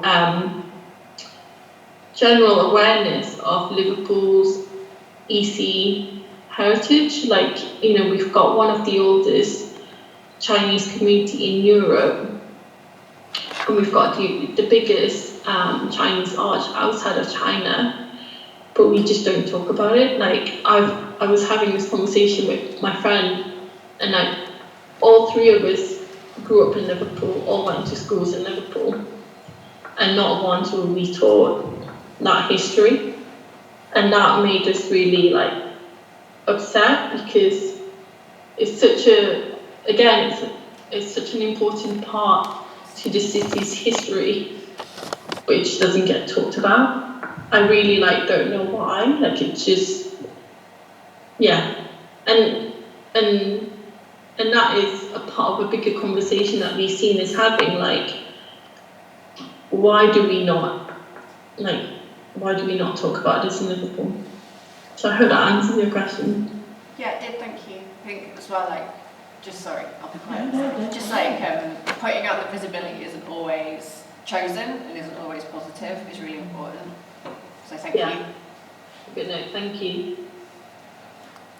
I had a quick one that was kind of like a point, and another that was a question. But have you been to the Undefining Queer exhibition at the Whitworth in Manchester? Because just from looking at your inspirations, there was one artist that I saw that uses the whole idea of invisibility and visibility. They use that in quite a visual way in regards to kind of printmaking. I have pictures, but for the life of me, I cannot remember the artist's name. So I can email you, because I think it might be quite reminiscent. I've literally got the picture open here, but it might not show very clearly. But essentially, what the idea of the art is, it's a sort of figurative kind of artist showing kind of minority communities sort of in a kind of black and white, but then they also in the background have these kind of military soldiers, but they're almost imprinted onto the canvas, so you can't really see them, but they're almost imprinted onto it. I'll if I can find the name, but I think it might be useful context as well, feeding in. I suppose a question I had with the project 1.0 and the project 2.0 as well, do you have any ideas in the way you want to kind of present your research in a public facing way? If you have any like initial ideas of how you want to present all these engravings and things like that? Yeah, actually no, I don't have any idea. That's alright, it's in the initial stages.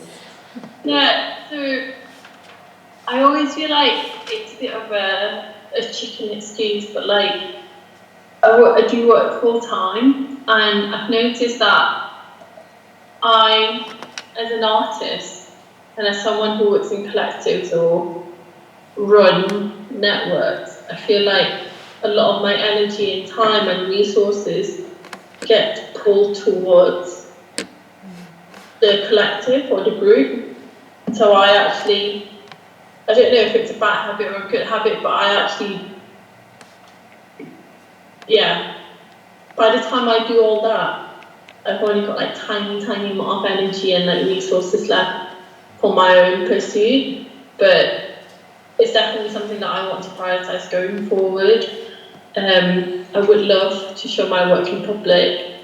The Stop Asian Hate poster that's now in the National Museum of Liverpool collection. So I'm really happy about that because I feel like, oh yeah, we've made history. It's valid now. But I would like to share, but I just, I mean, a part of me just feels like, oh, I don't have to just make a zine, but like, how do you ensure, or how do you make sure that that zine gets in the right hands and, you know, people read it? So, I guess that's the question for me. If I make something for the public, like, how do I make sure that it's actually seen, it has visibility? Yeah. Thank you. Hi, question from Emma. Hi, it's Emma Caird from Heart Class. Hi Sophia, it's nice to see you. I had two, one was more around, so I have like a question around care, I guess. And I see in your work, and knowing your work as well, I see in your work a focus or an interest in care. Not that that's what we've been talking about today specifically, but just some of, like all of your works actually, I think they really do, one of the themes of it is around care. And I was interested in your future work and the what you were talking about around the Meghan Markle veil. And I saw that some of the materials that you're kind of maybe shifting away from kind of like solid and stone and memorials and shifting towards this, materials such as fabric and sewing. And I know that's something that you've done in your work previously. And I just wonder whether it's an effort that you make to focus on what people might consider as like women's work, or, you know, these caring kind of aspects, or these caring actions that you're, I guess, doing in your work. So like, I know that you do a lot of cooking and a lot of work in fabric, and I was just interested in that.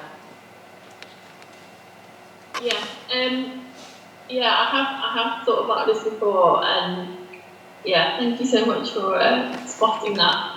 I would say, so I've always loved cooking, and I did textiles at school for 7 years, from year 7 till year 13. So I think it's just the very fabric, the very fabric of who I am as a person. But I also think that it it hasn't always been intentional that I use, I guess, quite domestic materials. It's just more that they're easier to work with in the sense that I only need a sewing machine and that push, just a needle and thread and some fabric, and they're always very mobile as well. Like I can just shove them in a bag and take them to an exhibition and just iron it out and put it on show, whereas it's a lot harder to do that with stone or, you know, bronze sculptures. But yeah, I guess some of my teachings, because I was taught by Griselda Pollock at the University of Leeds, so you know, a lot of that, yeah, has a lot of her teaching, you know, Martha Rosler and whatnot, has had an influence on my work. So I didn't set off wanting to do, I suppose, feminist work using kind of domestic materials, but there is a reading of that in my work, and I think I've been able to some extent, articulate or present my work in that setting because of being taught by those people.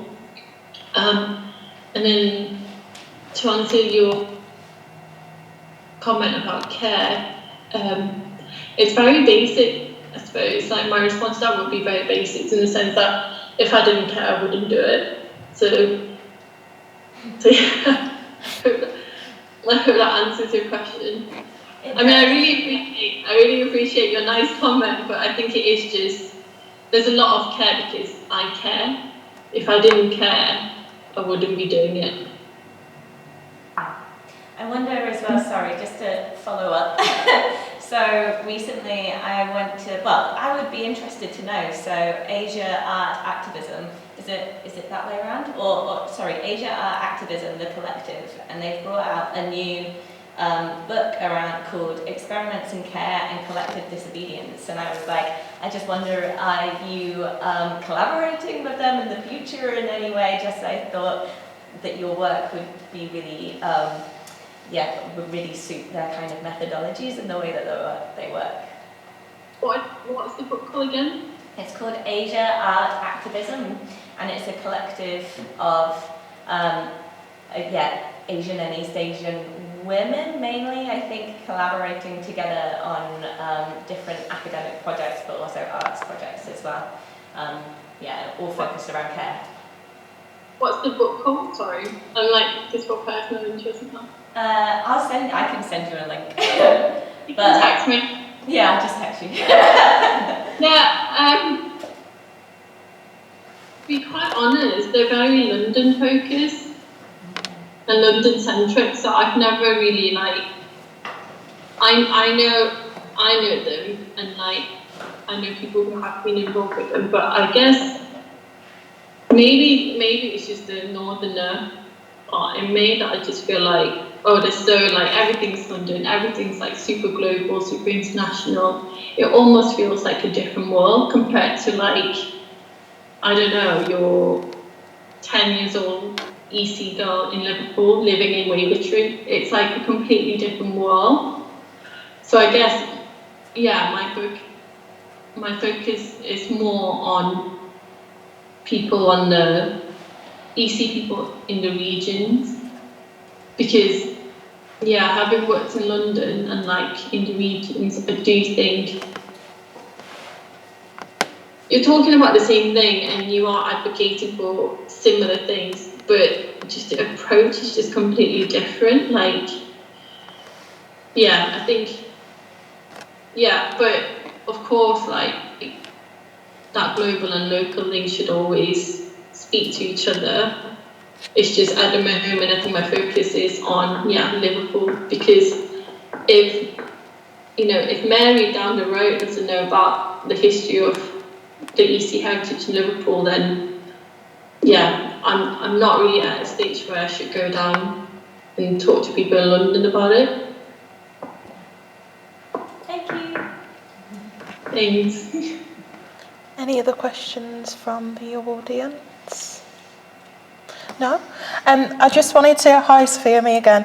I just wanted to ask a quick question, just obviously throughout just seeing your work and obviously what you've touched on today, you've touched on tracing histories quite a bit. Is that something that's like central to your practice or something that's just like developed over time? Tracing history? Yeah, like tracing your histories or community histories or even individual histories, I guess, depending on what you're working on. Yeah, so like I've always been interested in, post-colonial discourse and socially engaged practice, but I've always made work that's quite, I guess, when I say generic, it's not like I'm invested in it, but it's never been about me or my lived experience. So yeah, I'm interested in tracing / documenting the history of my community, because I find it bizarre that there is this community that's been in Granby since the 1940s, but no one knows it exists. It's just like this dilapidated house. So I am interested in tracing history and making it visible, but I have this challenge. I'm not quite ready yet to trace or talk about my personal history. It's still at the community level. Yeah. No, thank you so much for answering that question. Any others off the back of that? I also just wanted to ask, sorry, I've got all the questions today. I just wanted to ask, when you were like founding the network, was there anything in particular that was like this? Obviously there's, your general slogan, Stop Asian Hate, etc. But was there anything that was like integral when you were putting together that network, I guess, that you wanted to get out there, if that makes sense? Again, I think for me it was just really bizarre that I was talking to all these individuals, and like I've known some of them for 5 to 8 years, but like they didn't know each other. So it's like, surely this is insane. Like how do you all not know each other? So to me, the goal was to just bring people together in a room, and then introduce them to each other. And then, they've invited other people and said, oh, actually, like, I went to school with your, or you went to school with my brother, or how come we don't, we're actually all interconnected. But yeah, again, I guess it's a cultural thing. We don't really talk about it, or we don't, it is actually. And this is just my opinion, not the opinion of the whole EC community. There is a culture of, making ourselves quiet and not making too much noise. So perhaps that, we're part of the problem as well, like the fact that our history is not visible. Thank you so much. Last call for any questions. No? So what do you see as the bigger issue within Liverpool, teaching the EC community about their history that they might not know, or teaching the non-EC community about the EC history within Liverpool? What are you more passionate about, or what do you find more rewarding, and how are you approaching either? Because they're completely different tasks, I would say, teaching people in your own community about essentially themselves, and then teaching the non-EC community about something that they're ignorant to and perhaps don't even care about, and to get that sort of investment from them. Yeah, I think it's a bit of both really, because I'm very much approaching this based on that, how artists are celebrating joy, in the sense that we're doing this for ourselves. We're celebrating our culture, we're celebrating the talent in the community, we're remembering what our communities have done for Liverpool, but in doing so, the wider Liverpool communities see that, and yeah, by us learning about our history, the wider community gets to learn about that with us as well. But on that note, I think my approach has always been intersectional. Like, it's not just the EC history, it's the history of Liverpool.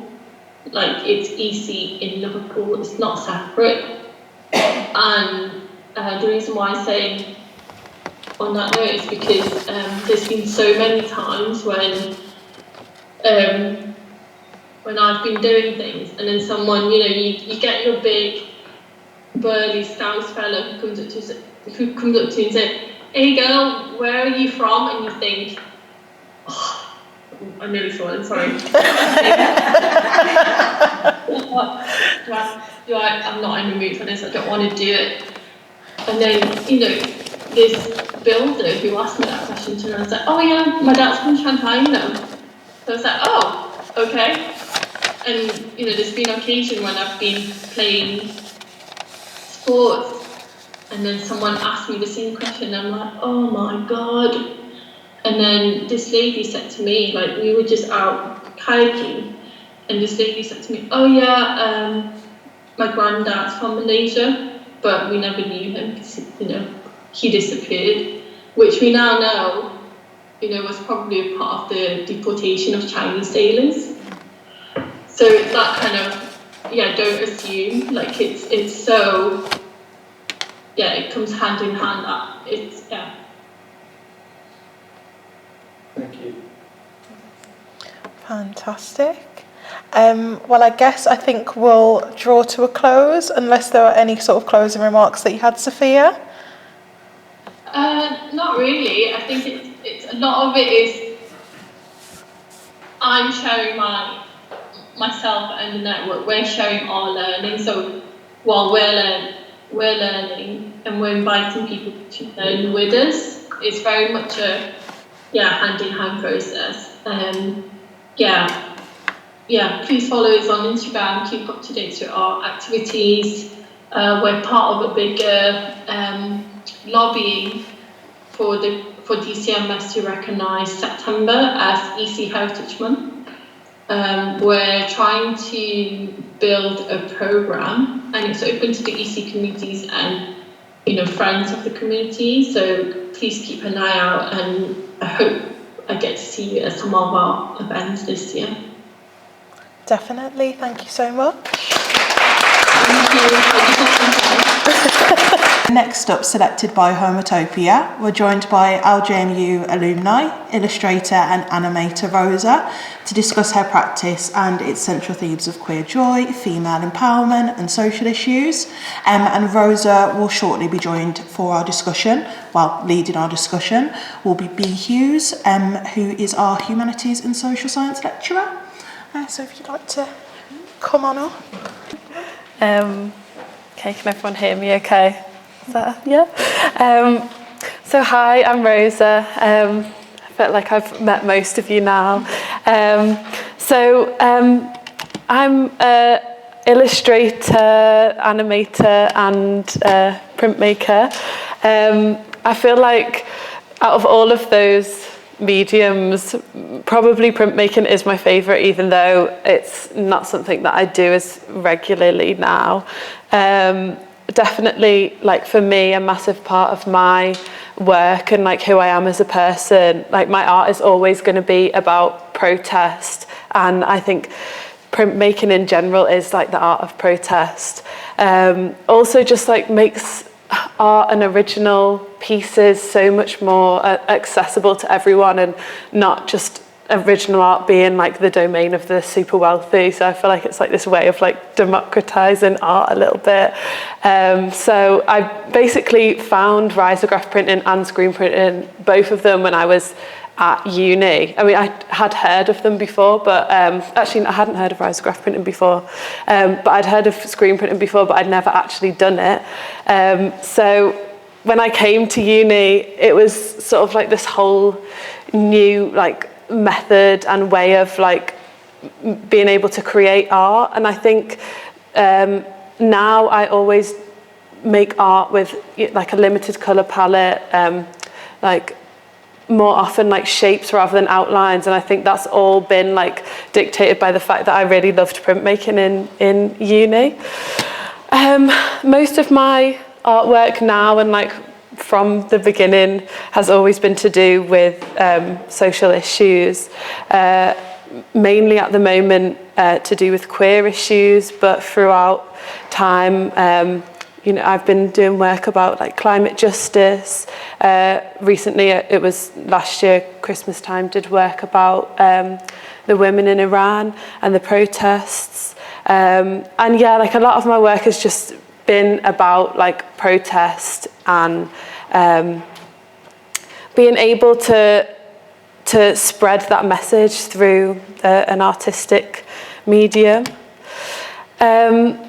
So yeah, now, as I said, most of my work has sort of gone on to being around queerness. I think it's like a chicken and an egg kind of scenario, because I don't know like what informed what first, like whether me making art around queerness made me feel more comfortable in myself and made me realise more of my identity, or whether my identity is what informs my creative practice. It kind of is always like evolving and changing. But I think that identity within queerness is such a massive thing. And especially for like women and non-men, I think there's always debates about, you know, what makes a lesbian, you know, what are all these different things within the queer community. Like we all, a lot of us feel a need to like label ourselves, which is why I think a lot of people have like the umbrella term of queerness rather than, you know, saying I'm bisexual or pansexual or but for me, like my sort of journey of coming out came when I was actually in a relationship with a man, and I think I came out very late because I sort of hadn't even realised that queerness was like a part of my identity until later on.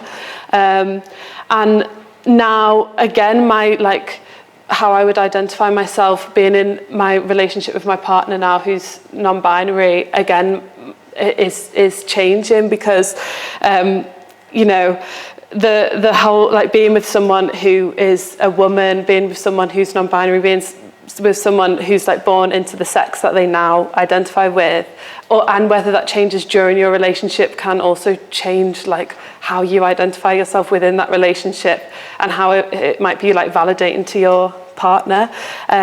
So basically these pieces I thought were quite interesting because I didn't even realise I was doing it. But I made the one on, what is that? The left. Is that this one? So it was like dyslexic, I can't tell my lefts and rights. About 2 years ago. And that was basically just, you know, like something for like queer joy, a relationship between women. And then that was before I was in my relationship with my partner. And then now it's sort of evolved, which I didn't even realise it was doing, where it's the person on the whatever left or right side it is may like be more coming into their like gender identity, and then that relationship changes in that way, and it's trying to maybe show, even though I didn't realise this, a relationship that's changed and how they both support each other, and how you know, you can sort of decide, well, maybe I didn't fit into that category, and maybe I will change with my partner, change together and support each other through that. Here's just a few more of my pieces of art that I've been doing over the past few years. And yeah, now to get into some of the nitty-gritty stuff. So I think, especially during Pride Month, which it is right now actually, I tend to get commissioned by a lot of like larger companies, which is great. Like it's sort of like, it is great for me as a queer artist. Like part of my practice, what I've sort of like tried to stick by is if I get commissioned by a larger corporation that I might not always completely agree with every single like ethos that they have, that money that I would get from that usually then subsidises the work that I would do for smaller community projects. So then I don't have to charge extortionate prices to people that I actually want to make art for. But anyway, this was like a Pride t-shirt for YouTube last year.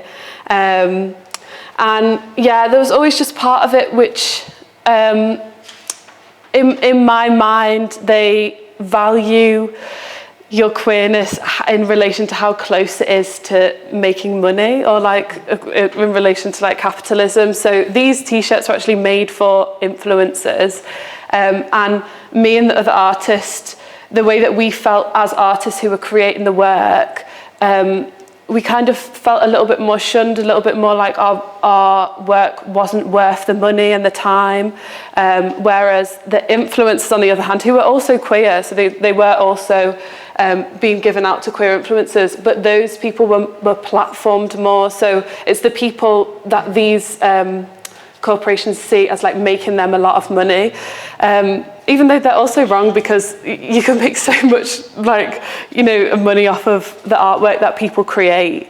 But I think in like the world we live in today with social media, I think influencers are platformed really, really highly, which is great because they deserve it as well. But I think, yeah, those corporations that I'm talking about sort of have a bit more of like queerness, but like made this piece, Hate Has No Place in Liverpool. And then sadly, with it being up in about 24 hours, it got torn down. So not only did mine get torn down, another guy who was also commissioned to do one of the pieces got torn down as well. And yeah, I found through, there was not really much support for me. There was through like the queer community, like everyone uplifted me, but with Liverpool One, I'm like, why am I naming it? Maybe I shouldn't. Anyway, they, yeah, basically on the most, probably the most walked on shopping street in Liverpool. There was no CCTV apparently to see who had done it. So it did not go to plan at all, but I made this like big like Barbara Kruger style like poster to go up and say no CCTV in this area. So if they caught me, I'm like, well, there was CCTV. Anyway, I went to go and do like a paste up of it one morning, and it was just like torrential rain and it all fell, and I was like, this is even more embarrassing. Like, imagine if there is CCTV and they've just seen me like trying to paste up and it's all just fallen apart in my hands. So I ended up leaving that, but Lush then got the poster printed even like bigger, bolder, and then had it in their window behind glass, which was so much better. But yeah, so like the police labelled it as a hate crime. It's in The Guardian as well. But the statement that Liverpool One said about it was that it could have been the wind that tore it down, when it was not windy whatsoever. And like all of that damage was done by the wind apparently. But the other guy who had his up in Fact, the Fact did have CCTV. And they did see like it was 4 men that had come in the middle of the night and started tearing it down. So probably a similar thing happened here, but we just don't know. Yeah, and then another thing that I found hard to deal with recently is like censorship of my work, whether it's like censoring myself, which I tend to often do when I go to fairs, because I can get some funny looks at people. Whether like, you know, like a lot of my work is quite like outwardly queer, and it does show queer joy, and it's like, for some people even the word queer is not offensive, but it can be kind of like I don't know, but people don't want to see it. So usually when I go to fairs, if I have my queer work up or my work that has like bodies on show, I won't really sell that much. But then if I put my other work up, more people come, like feel like they can come to my stall, which is a bit bizarre. But I suppose that's the way it is at the moment anyway. And then I've also been like heavily censored online, which is like really, really difficult at the moment. I think I tend to also find as well, like, I mean, if you look at my art, it's like really not realistic at all. Like, it really doesn't actually look like a a photograph or anything. But I think what I've sort of gauged from it is that artwork that places the woman or like the subject of the art in like an empowering way, you know, whether like they have body hair also makes a difference, whether they're plus size also makes a difference. So like my characters are often like those, have all of those things, and therefore they get taken down. And yeah, I've just seen so many other like pieces of art where it is just like some Renaissance piece of art that a man's probably done and the woman's in a really submissive position that would never ever get taken down off of like TikTok and Instagram. But again, I feel like that's all part and parcel of like what it is to like be a queer person and try and navigate social media. But yeah, I also have done some exhibitions, which is probably like some of my favourite things to do and like ways to connect with people. I had an exhibition with Homotopia and... Wait, is that first? Oh no.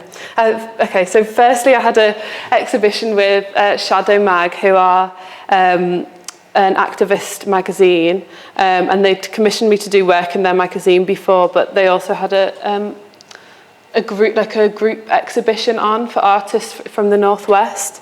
So my work was about Sailor Jerry tattoos and like tattoos as a form of identity and sort of like subverting those Sailor Jerry tattoos, which had maybe typically been misogynistic or homophobic, and then like sort of subverting the meanings of those things.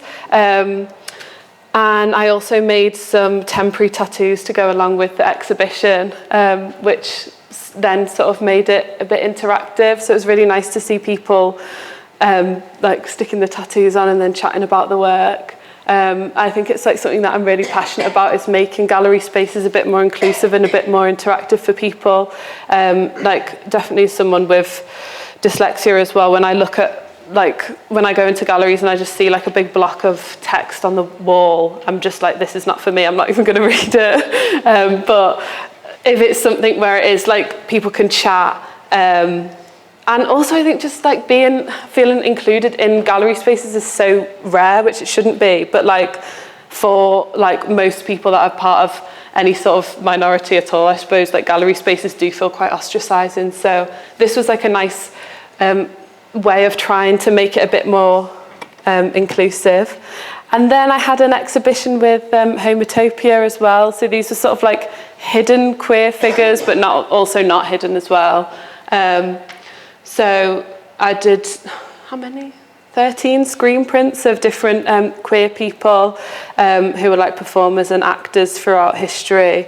And I also had like this sort of big runway down which was like the interactive part of this exhibition. There was like a big vinyl runway on the floor, which had all like words and terms from like ballroom culture.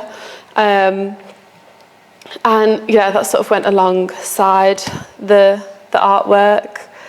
There's some of the pictures. Oh, the gloves as well, I think were also quite like a touch for it to be interactive, and people could try them on. Yeah, what else have I got? Oh, there's my... That's basically was just, yeah. I think the whole point of that last exhibition was to show people that you can be like visible as a queer person, and also to show people like there are people like you out there. So you know, you can also do these great things that people have done. And yeah, basically my work is like mainly about being visible, and yeah, that's it. That's me.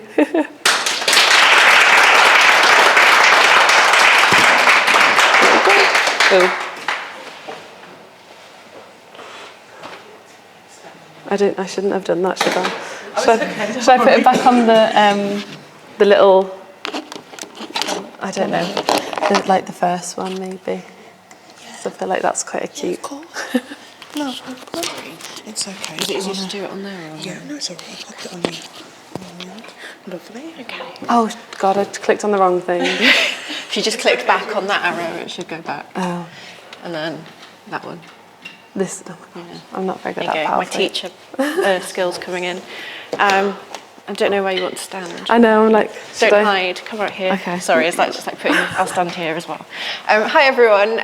So yeah, my name's Dr. B. Hughes. My pronouns are they, them, and as Geneva said, I'm a senior lecturer in the School of Humanities and Social Sciences, and I can't tell you how excited I am to be chairing a discussion with Rosa.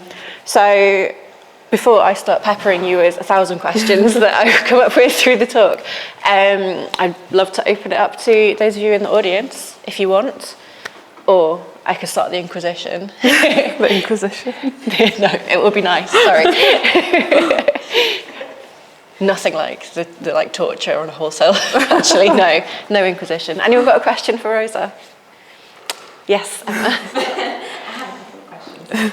But I was really interested in, all of your presentation, but particularly there were two things that I was interested in. You were talking about rainbow capitalism, and I was wondering, and I don't want you to like name names or feel like we're dragging people, but just in the context of Cheddar Gorgeous and Sean Fay turning down to represent as part of the LGBT Brit Awards, and that basically they turned down to be part of the Brit Awards because of the involvement of Shell. And I was just wondering, are there organisations that don't align with your principles and values that you wouldn't work with in that way? Yeah. I mean, I think like I've had a few commissions from people which. Like one was a bank, and I was thinking, why are you like, that's just not. So like I have turned people down before in the past. Like I think the only ones that I tend to do are when like most of like the ones that I've done are sort of like YouTube and Instagram, and it will be when they have like International Women's Day or Pride. So they are kind of like trying to champion like a queer or a female artist. So they're usually the ones that I will be like commissioned for. But I do think also like my website is pretty like strong in the fact that I'm like quite left-wing, don't want to really like work with like anyone that would have different like completely opposing views to me. So I think there isn't really much of me like having to turn people down, because I think if you look at my website you'd be like, yeah, no, this isn't really the person for us to like do that. But there are definitely, like I can't think of any off the top of my head right now, but yeah, like I would definitely turn people down if they didn't like align with me at all. Sorry, I keep like putting my eye right in the light. Did you have another question, or did you wait? I did. Go. It's okay. I feel like I'm taking up too much space. I was really interested in some of the conversations you were having around censorship. And there are obviously artists that are doing a lot of institutional critique at the moment and, over the last 50 years. And I was wondering whether you had been inspired or whether you were aware of the intervention that Sonia Boyce made at the Manchester Museum in Manchester, when basically it was her intervention that she wanted to take down a John William Waterhouse artwork with the nymphs. And I was just wondering if you were kind of interested in that, or whether that was something that you drew on in any of your I hadn't actually like heard of that before, so it isn't actually something that I'd like been inspired by. But I think like for me, most of that has like come from my own experience of feeling like I've had to censor myself, or feeling like I've been censored by those like platforms. But that's really interesting though, so I would if you send me the information on that, I would love to know more. But yeah, like it is very difficult. Like I've had conversations with loads of different artists, and not just specifically like queer artists either. I think it's basically just anyone who, I think it is to do with like the nudity aspect of it, but it is to do with the nudity and it also being like empowering nudity rather than like submissive or like degrading nudity of like a woman, or like, yeah. So I think yeah, I don't know where I'm going on a tangent, but yeah, that's, yeah. Yeah, I think that's really interesting, and kind of that whole kind of thread of art history of kind of the passive and the submissive gaze, and you're really challenging that in a really exciting way. Any more questions in the room? Yes? Yeah, I mean, I found your work really attractive. I was just wondering if the most successful piece was the one that the person wrote down, that you actually seriously communicated with somebody. Yeah. So I just want to know, because you're a very open person the way you've been talking about it. So how do you feel about the things you're communicating? Because you're not offensive. They're really nice, attractive things. I find it difficult to imagine anybody being offended. They're quite sort of, they illustrate, you use the word illustrate, you're actually telling us something. So why would somebody want to rip something down? I mean, I think that's what if that's what you've got from it, I feel like I'm doing a good job, because I kind of always wanted my work to look, potentially from afar, you might not realise like what the message is, and then it still be like intriguing to someone who might necessarily not share the same views as me, and then be able to then like find out more about it. I think that with that being torn down, and like I am a very open person, I think like my art is me. Like a lot of my art really does feel like it's me. So I feel like when that got torn down, it felt like a big blow to like the queer community, but like also I felt like that was like a big blow to me. Like I felt like someone was like ripping like a piece of me down, because that was my like way of like spreading my message, but like my message is like so inherently like tangled up with who I am as well. So yeah, I mean, I don't know to answer your question. I don't know why people would want to tear stuff like that down. I mean, like you can still see like there are like it did say here and queer on it, and it did, and there are just like a lot of homophobic people, sadly, that probably would just see that and think, yeah, that's not for me, even though the whole thing was supposed to like combat homophobic hate. Literally said no place for hate. Yeah, and they said, yes, there is. And they, sorry, no, that's not funny. I'm like, why am I laughing about it? But yeah. I think you're not the only queer person that like has to face that sort of violence that happens around us by laughing, because otherwise we probably don't get out of bed most days. But yeah, I think it's really interesting how you picked up on, this tradition of printmaking being kind of a medium that's really been used through protest and protest art and political movements. And, I think at this time it's particularly exposing sometimes to be a queer person kind of in any way in the public eye. So I wonder if you could maybe talk a little bit about that, so picking up on that kind of maybe not chosen visibility and how that's impacted you. Yeah, I mean, I think for me, I mean, so like I can kind of understand that I'm like femme presenting,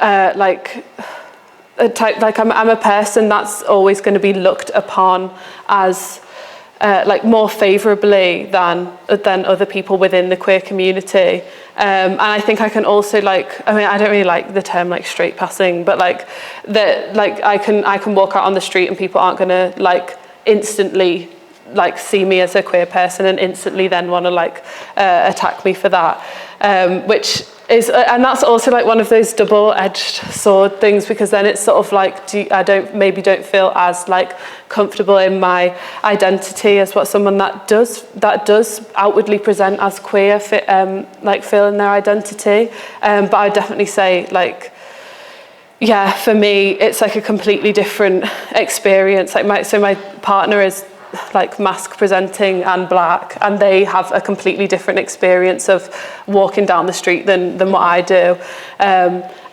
I suppose that sort of like visibility that's not wanted for me. Like maybe I'm so outwardly projecting with stuff because I'm not actually visible as a queer person, and that's probably like a privilege that I have, whereas like my partner, for example, is not like doesn't have the privilege of not being seen as queer. So therefore like always has the repercussions of that. Yeah, thank you. It was a really good, interesting, thoughtful answer. Anyone else in the room want to ask anything? I was going to say, what's the most challenging piece when you said people won't come up to your stall if you put pieces out that maybe a little bit more slightly confronting body? I don't know. Yeah. Is there anything in particular that gets comments or has been censored more than others? Is there any particular issue? Yeah, that's a good question. I don't actually think any of it's offensive. Like, I think some of it is just like it's saying here and queer, and people see queer as like, but also there's also just like seeing a body that isn't like the typical body that we see.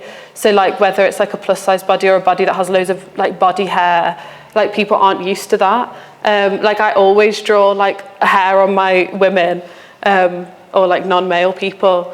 And I think, yeah, I've heard some like wild conversations as like people are walking around maybe with their kids. Like there's been the odd like good one where, you know, like I just always laugh at like this kid that went past and he was like, Mum, why are the bums all so big? And she was just like, oh, well, that's just, you know, like bodies are all different. You know, that's how she wants to draw people. And I was like, yeah, that's literally all you need to say. Whereas there's some people that will just like see my work and then they'll be like this with their kids and like walk them past and not.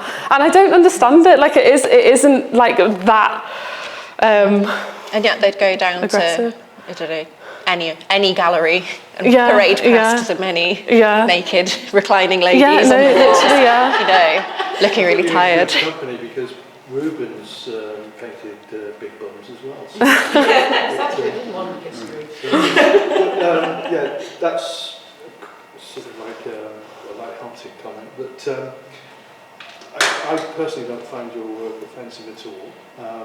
Clearly it's the style is a graphic representation rather than sort of a painterly or photorealistic expression. So there's been a tradition of nudity in art going back centuries, and I suppose, observation is that if your work had been in a gallery, it wouldn't have been attacked. But because it's in the public domain, it's been attacked. And that is an illustration of the bigotry that exists in society still. But there is also an opportunity in that it's a bit of a cliche, but there's no such thing as bad publicity. So you can use those situations to raise the profile not only of your own work, but of the issues surrounding bigotry. You know, a torn down piece of artwork can be an opportunity to sort of get it more in the media. Yeah. It was almost a second piece, wasn't it? The torn I down think piece was a second piece of work. Yeah, I think though there is also like some of the censorship that I'm talking about is on social media, and once they've like taken something down, you're then sort of like blacklisted, as it were, and you can't then like show more work. There's no footprint of it. No one knows that you've been removed. Yeah. Whereas if the poster is torn down in the street, Yeah. that's something that's real, that's happened, and people will view that and be like, okay, this girl's cool, this girl's offensive. Whereas on social media, no one's going to know that this has happened, that the history doesn't exist once you're removed. There's no footprint. And then it's also hard to get your work out there further because it's like they've already then like put a like black cross by your name. Yeah, there's an issue with censorship on platforms like Facebook, for instance, where you're not allowed to show nudity photographically. But there have been various art groups that have requested special exemption in that they want to put up sort of historical paintings, and originally they were being taken down because they were depicting nudity. Mm. But we're talking about these are classical works. So there is a situation where Facebook groups dedicated to art are getting around it. Mm. There's a particular one called Female Artists in History. Yeah. But I'm in that role. And there seems to be a lot of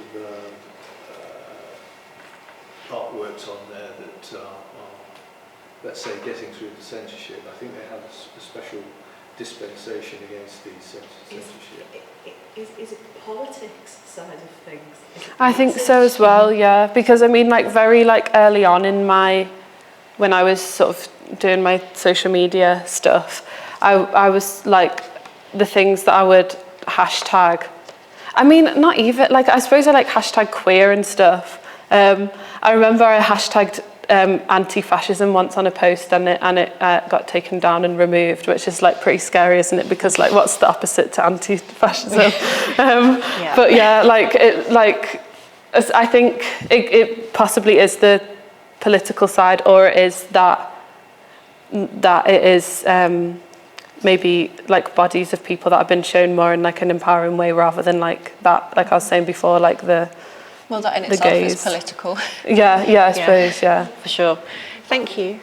It shows that protest is desperately needed if this is still happening in 2020. Oh, yeah. We shouldn't go into the list of things that are still happening. Completely. Yeah. Mm-hmm. Anna had a question. We'll come to Anna first. It was more kind of just to add to the conversation in relation to how it potentially is a political issue when you see actual photos of, women or people presenting it as women on Facebook in a certain way that's more for the male gaze. It's very differently received to, well, just from my perception, it's not as censored, I believe, as much as, like you said, when you are presenting something within like the queer space, and I think that really does lend to the idea of how it's a political issue more than showing a body. That's just something to contribute. But Yeah. Yeah, I think that's a really good point, for sure. Yeah, who says media studies isn't needed? So I want to try and steer the conversation towards some positives for a minute, if we can, because so much of your work is about queer joy, and that's so important. It's one of the things I love about your practice, and I know loads of other people that do as well. But I guess I want to talk about Liverpool as a city full of queer spaces, queer icons. So I guess, and I know that you were involved in some commissions for the Eurovision, which, can you get more queer than Eurovision? So I was just wondering how, if you could tell us about that work a bit, but also how being in Liverpool has helped shape you as an artist and as a queer person. Yeah, I mean, I think I do love Liverpool as a city for always kind of being like a city to protest something that we think is wrong, or stand up for people. And I do think that Liverpool's for queer people, there's quite a small community, but it's a community which is very closely knit, which I suppose is the plus side of it being small, is that once you sort of find those people, it's they're all friends, and it's a sense of community that's really uplifting. I think. Yeah, what was the other part of the question? Oh, I just thought you could tell us a little bit about your Eurovision work. I did work for Eurovision, and that was also something that I was wanting to make. I mean, I suppose it is sort of it's hard to explain. I think there are ways of making something seem queer and joyful. And creating characters that seem queer and joyful, because I suppose queer doesn't have a look, so you can't really just look at someone and say they're queer. But I hope that my artwork sort of brings about the joy of queerness rather than a typical look of it. So usually all my characters within things that are done for whether it be for like a queer organisation or not.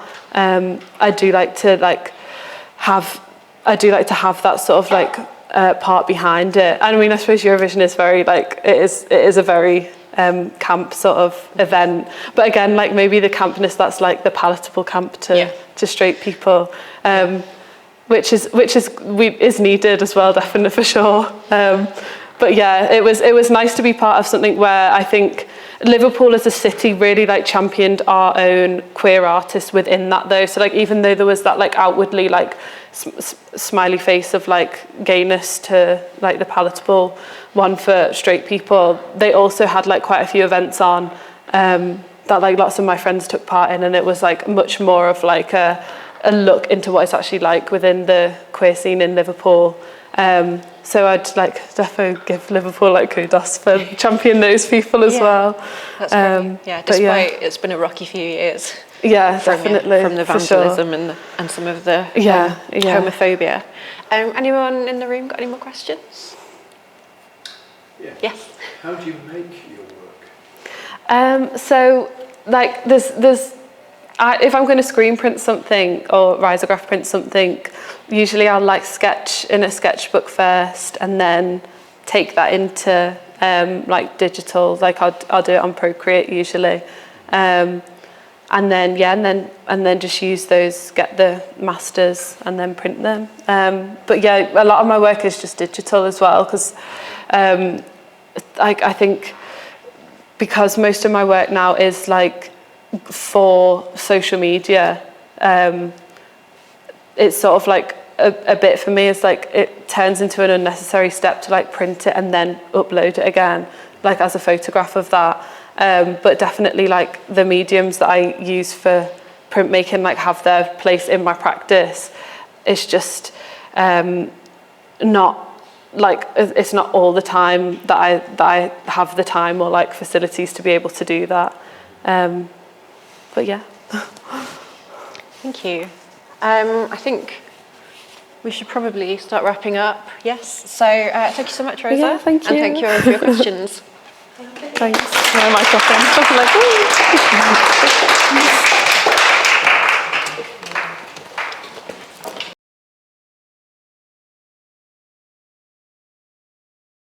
Well, welcome to the next part of the session today.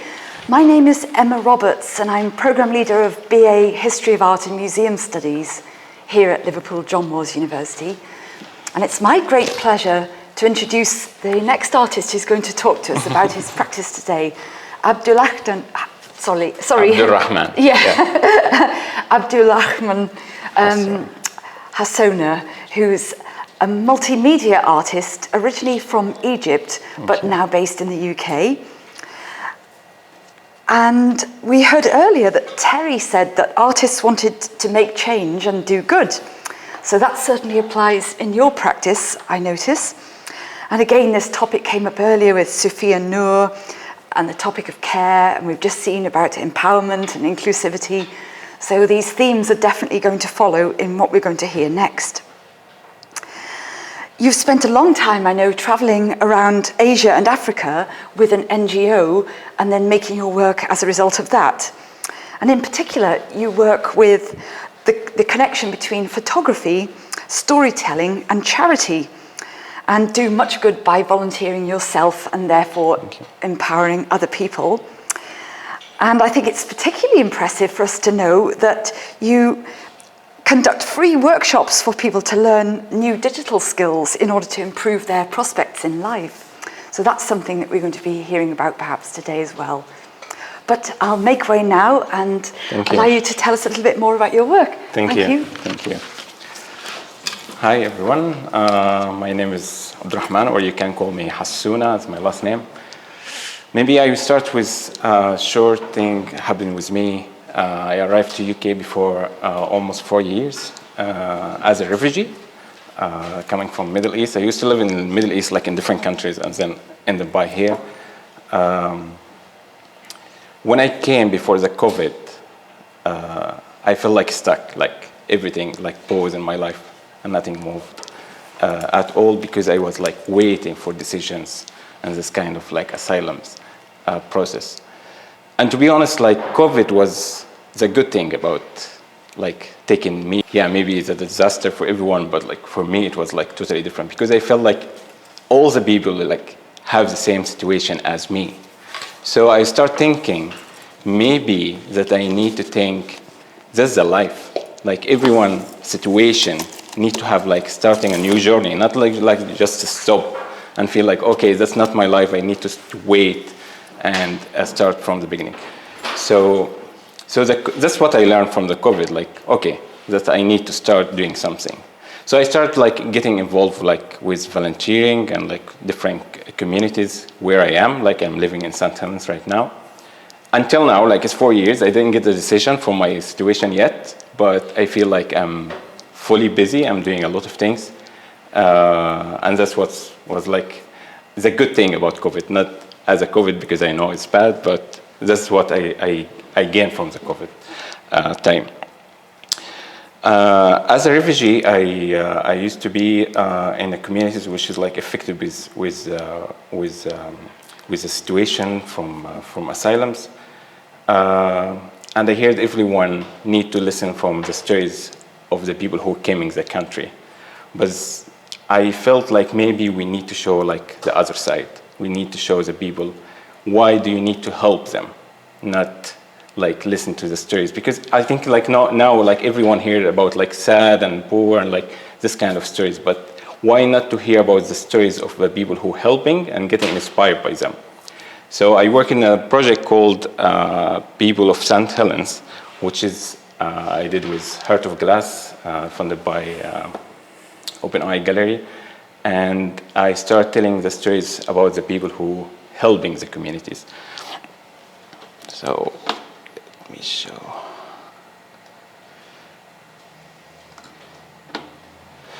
So I have like 5-6 stories, which is about like people who are helping the communities. And as you see, this here, Claire Whitman, she's an artist in St. Helens, and she doing like platform studio, which is like bringing people together to doing a lot of artist things. And I affected by mostly everyone in this project. Like, so it's because I'm a refugee, so somehow I get connected with everyone. And that's what inspired me to do the project. And my photograph is kind of like I'm trying to frame everyone in a portrait with the background, which is like background like painted, like hand painted by artist I will show in the end called Rebecca. And I'm showing behind is something related to the person himself or herself. So Claire was like more about like how to bring the people together and how she find like connections and connect all the community together in the same time. Here, Warm Welcome, that's a project for Gordon and Kevin. That's a project about welcoming the people coming for as a refugee in St. Helens. Somehow they doing like environment, like warming environment for everyone, helping them to start a new, the new journey, as I said, as for myself. And here in the picture, I try to bring the people around. This people is really asylum seekers. And this picture is like very close to me because I asked everyone, which is like not close to me. They are just like people who I met at asylums, to come to the picture and being part of it. Yes, okay, next. Deborah, she created something called Café Laziz, which is she bring mostly all asylums who can make food to show people like more different culture through the food. As you know, like food is like more history and culture, like telling. And she created it. Till now, the cafe is like happening in St. Helens like every week. I do also volunteering with them, helping them to communicate, like translate and this kind of things. Peter started Bike Shed. Bike Shed is a project to fix all the like old and like damaged bikes to give the people who need it with the different communities.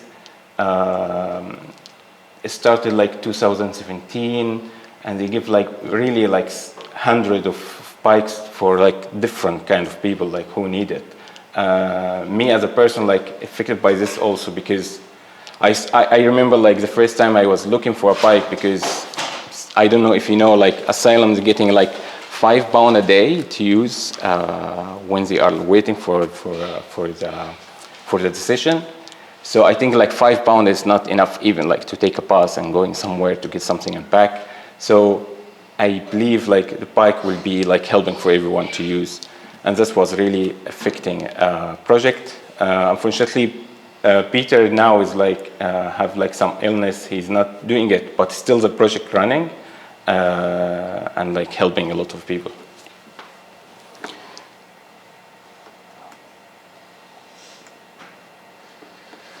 Scott and Gavin, they are starting like a boys football team called Belks Spartans in St. Helens, also volunteering doing this to help small kids for starting from like 5 years to do a football team.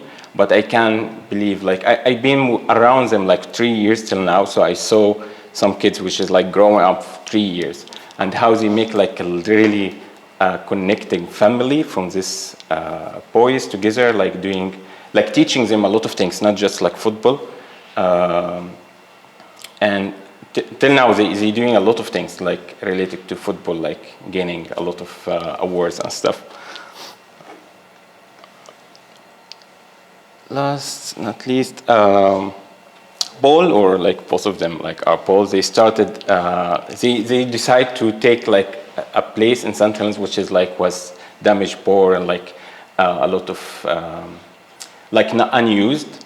They decide to change it to a big allotment in St. Helens, open it for like any kind of communities that they needed to use it.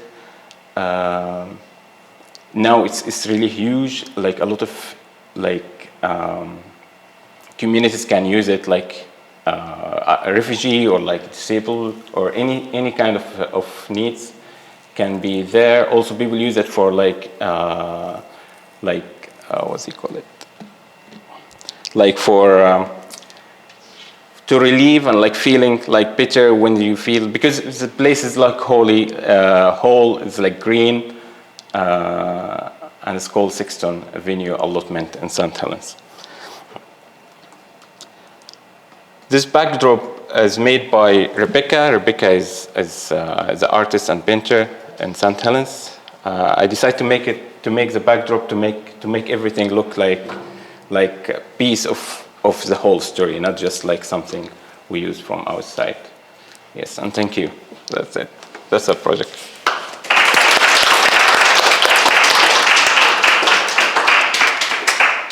Thank you very much. It was really great to learn more about this exciting project in St. Helens. And I think it seems a very effective mechanism for showing the people in the UK the issues of refugee life and culture in a very positive way. Thank you. And I wanted to ask, you could of course make works for a project like this in paint or sculpture or a medium like that. So I wondered why you chose photographs and, well, some of your works are video, but why you chose photographs in this particular instance? Okay, part of the thing, because that's my background, like that I used to work as a photographer and filmmaking in the back before I come here. But to be honest, I feel like framing the person like in the picture like as a memory is something can be staying for longer, and can like, you can like keep the memory for everyone who's seeing the picture. So, and that's why like I try to make like the picture is like having different like aspect, like you can see the background is related to the story and the person is framing in the backdrop. Yeah. Right. Yes, that answers the question. Thank you. Thank you. And yeah, rather. How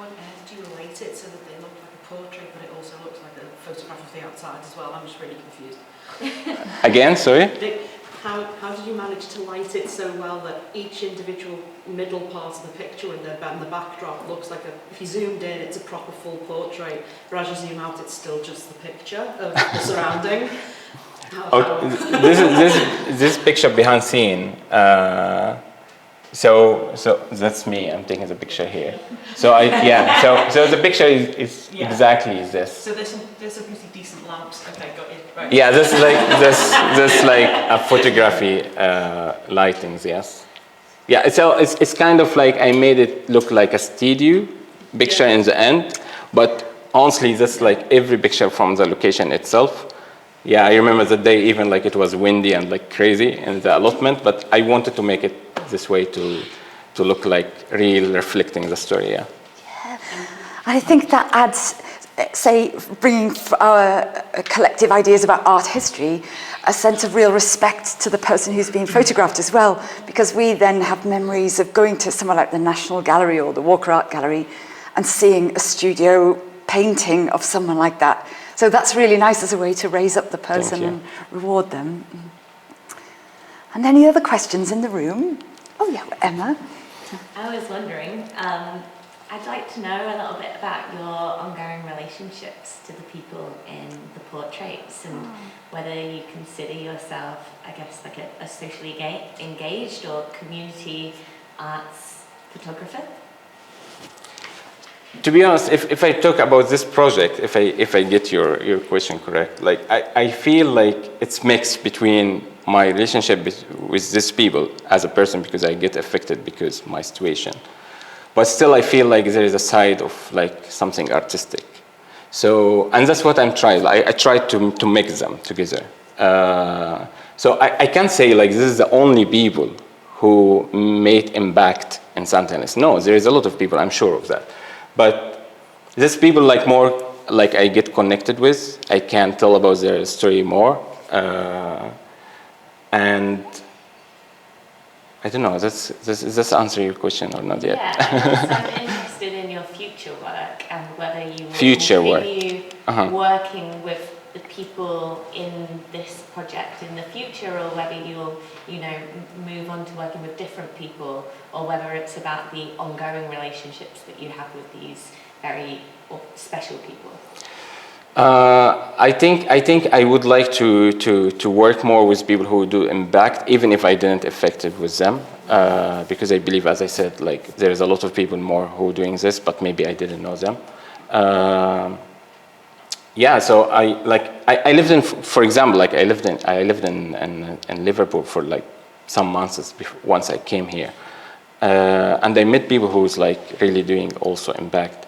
And I was thinking like, okay, maybe I need to do like more kind of like project like another people, or maybe like I just remove the place and this become just people or like human of people who are doing impact.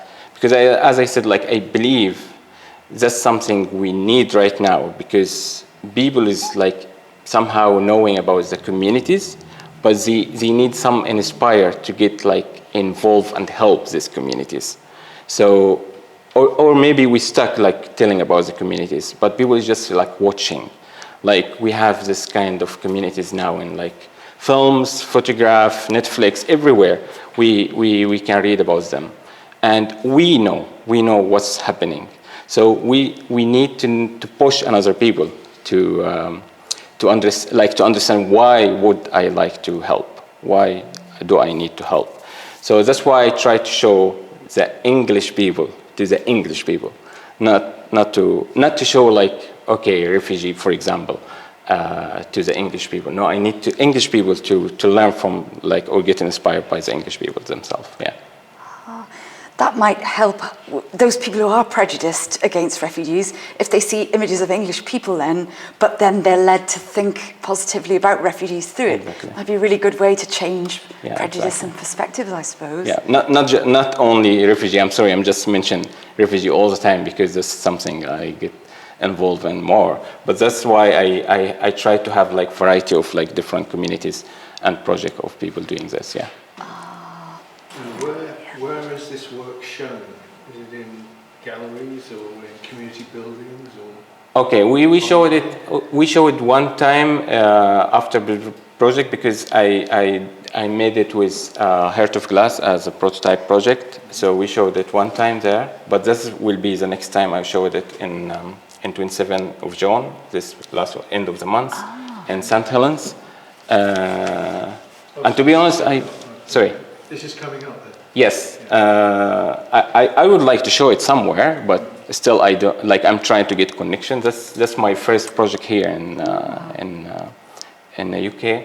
So I'm trying to learn more how to get involved and showing my work somewhere, yeah. Oh, well, that's something the university could help with because we can broadcast it around the university. That would be easy. Yeah, this would be good. Yeah, nice. Yes. And I wondered if you could tell us a bit more about your time and experience of working with the NGOs going around Asia and the Middle East and Africa, and how that had an impact on your work as well. Okay. I'm sorry, I'm not showing a lot of my work today because I tried to focus in the project itself. Yeah, and before UK, to be honest, I used to work, not to show.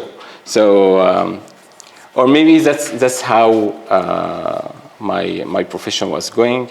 Or as I told you, like I learned from the COVID to focusing more on something else, not just like stuck with like, oh, I feel bad because everyone is working, but me, I'm not.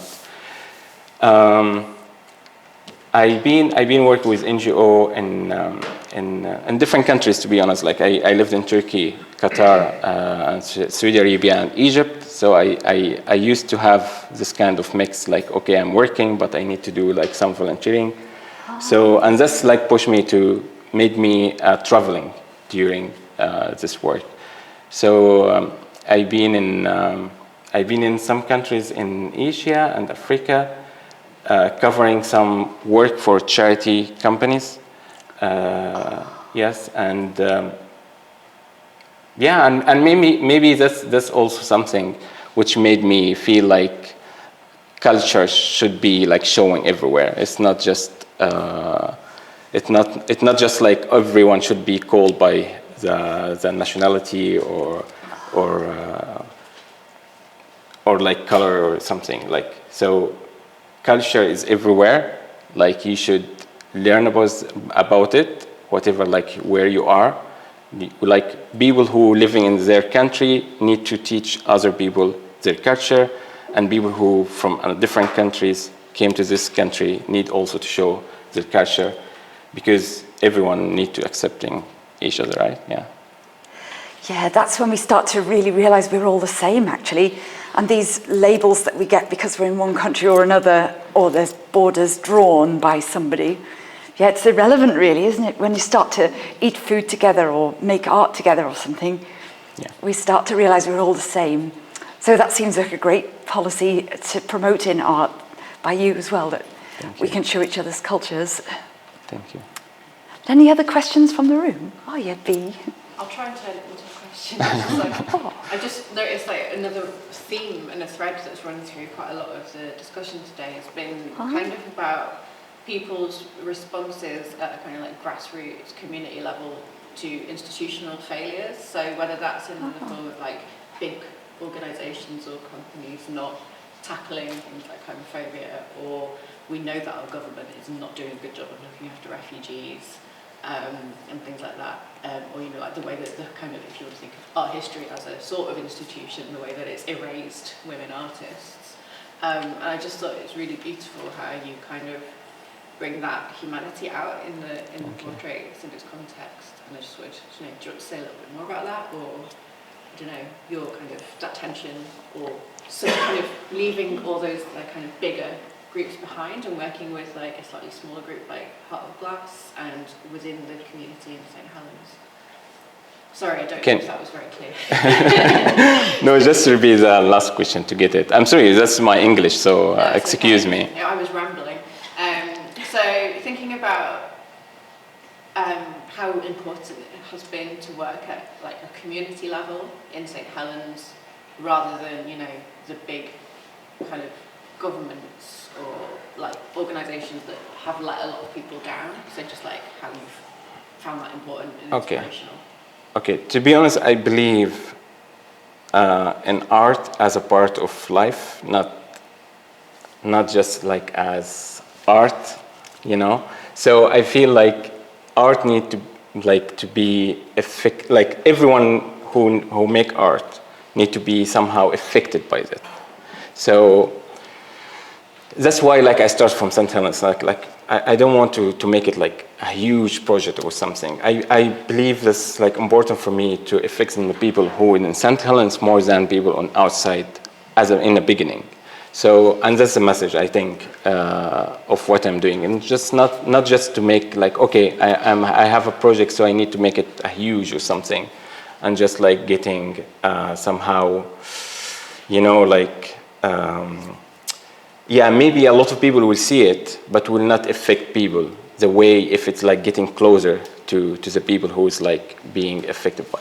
So these people is like, I'm sure like if they like seen by people in St. Helens, they will get affected more because they know them, or somehow they will feel like, oh, this is people the same as us. St. Helens also is a small town. And this used to be like mostly English people like living there. No much like people coming from outside. And I know how it is. It is not easy for like people to like suddenly have like different nationalities or like different language or like different culture coming to the cities or the towns suddenly. So I think that's what can be helping to people to understand about this. That's why I was like really focusing on St. Helens, yeah. Thank you. Any other questions across the room? Also as well, so like I know you're saying that it's like people from England or St. Helens looking at your work, like that it's for them. But how do you think that maybe like another refugee might look at your work in terms of like how much to see it as there are people in England that are also like willing to help as well, like for how much like our government has been awful and how they've literally got slogans and stuff that make it seem like we're like a really like a place that doesn't want to help and doesn't want refugees and wants to stay out of it. Do you think that it would also be like beneficial for people to see that and then see that there are people here as well that want to like welcome refugees as well? I think people in St. Helens will be how can I say it? I missed this. Can you repeat it like the last question again, please? Just like how did I say it? I'm like think.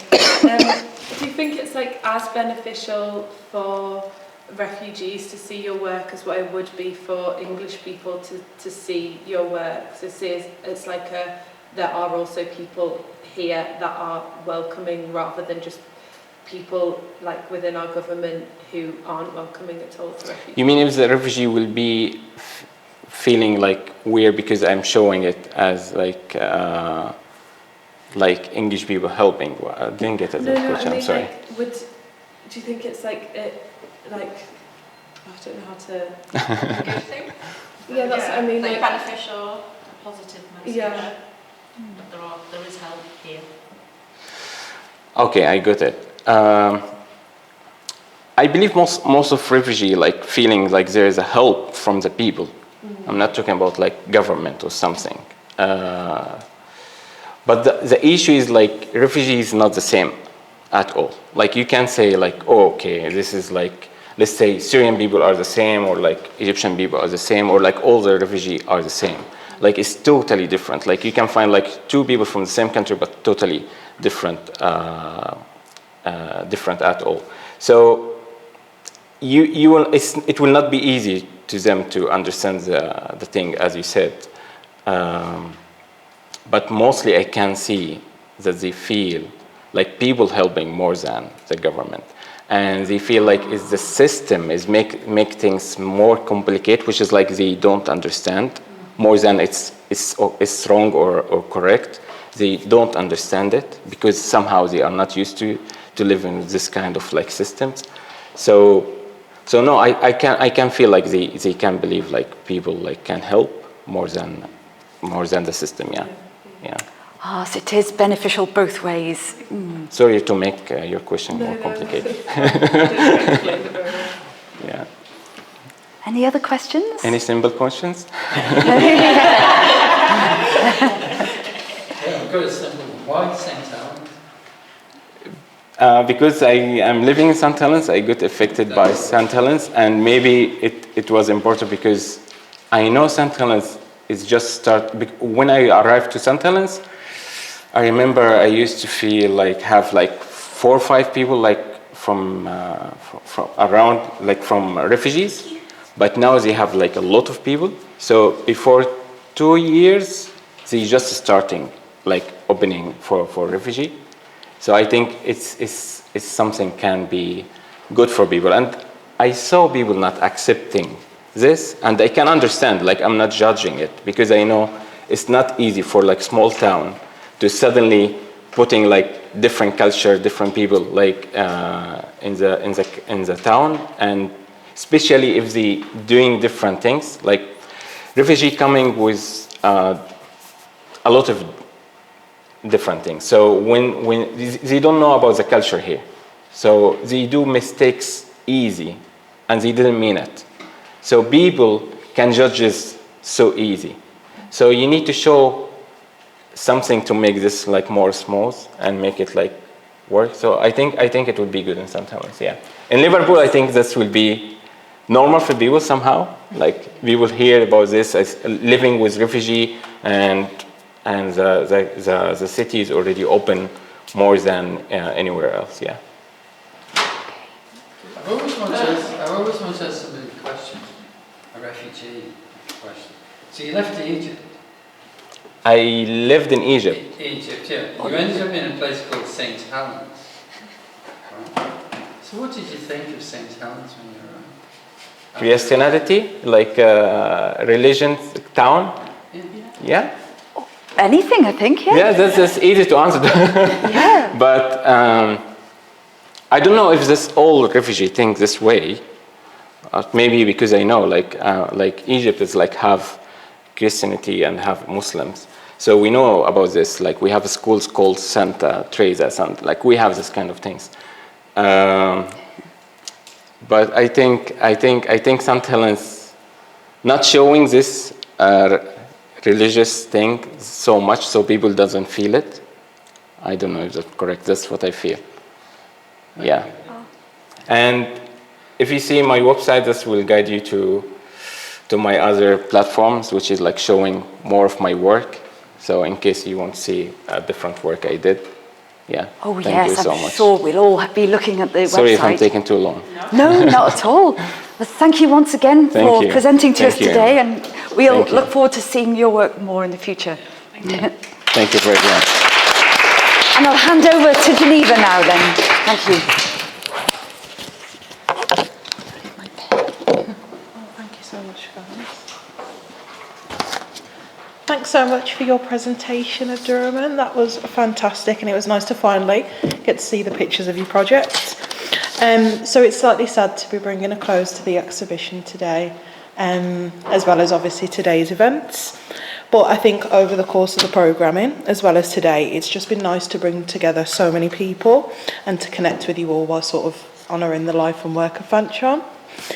And I think today in particular has just been sort of a small window into the ways in which inclusivity can sort of contribute to, I guess, fruitful discussions, and the artists that actually do bring life to our sector. So I just want to thank you all again for presenting today, and obviously to Emma and Bea for facilitating our discussions also. But I guess that's a wrap, and thank you so much for joining us and taking the time. Thank you.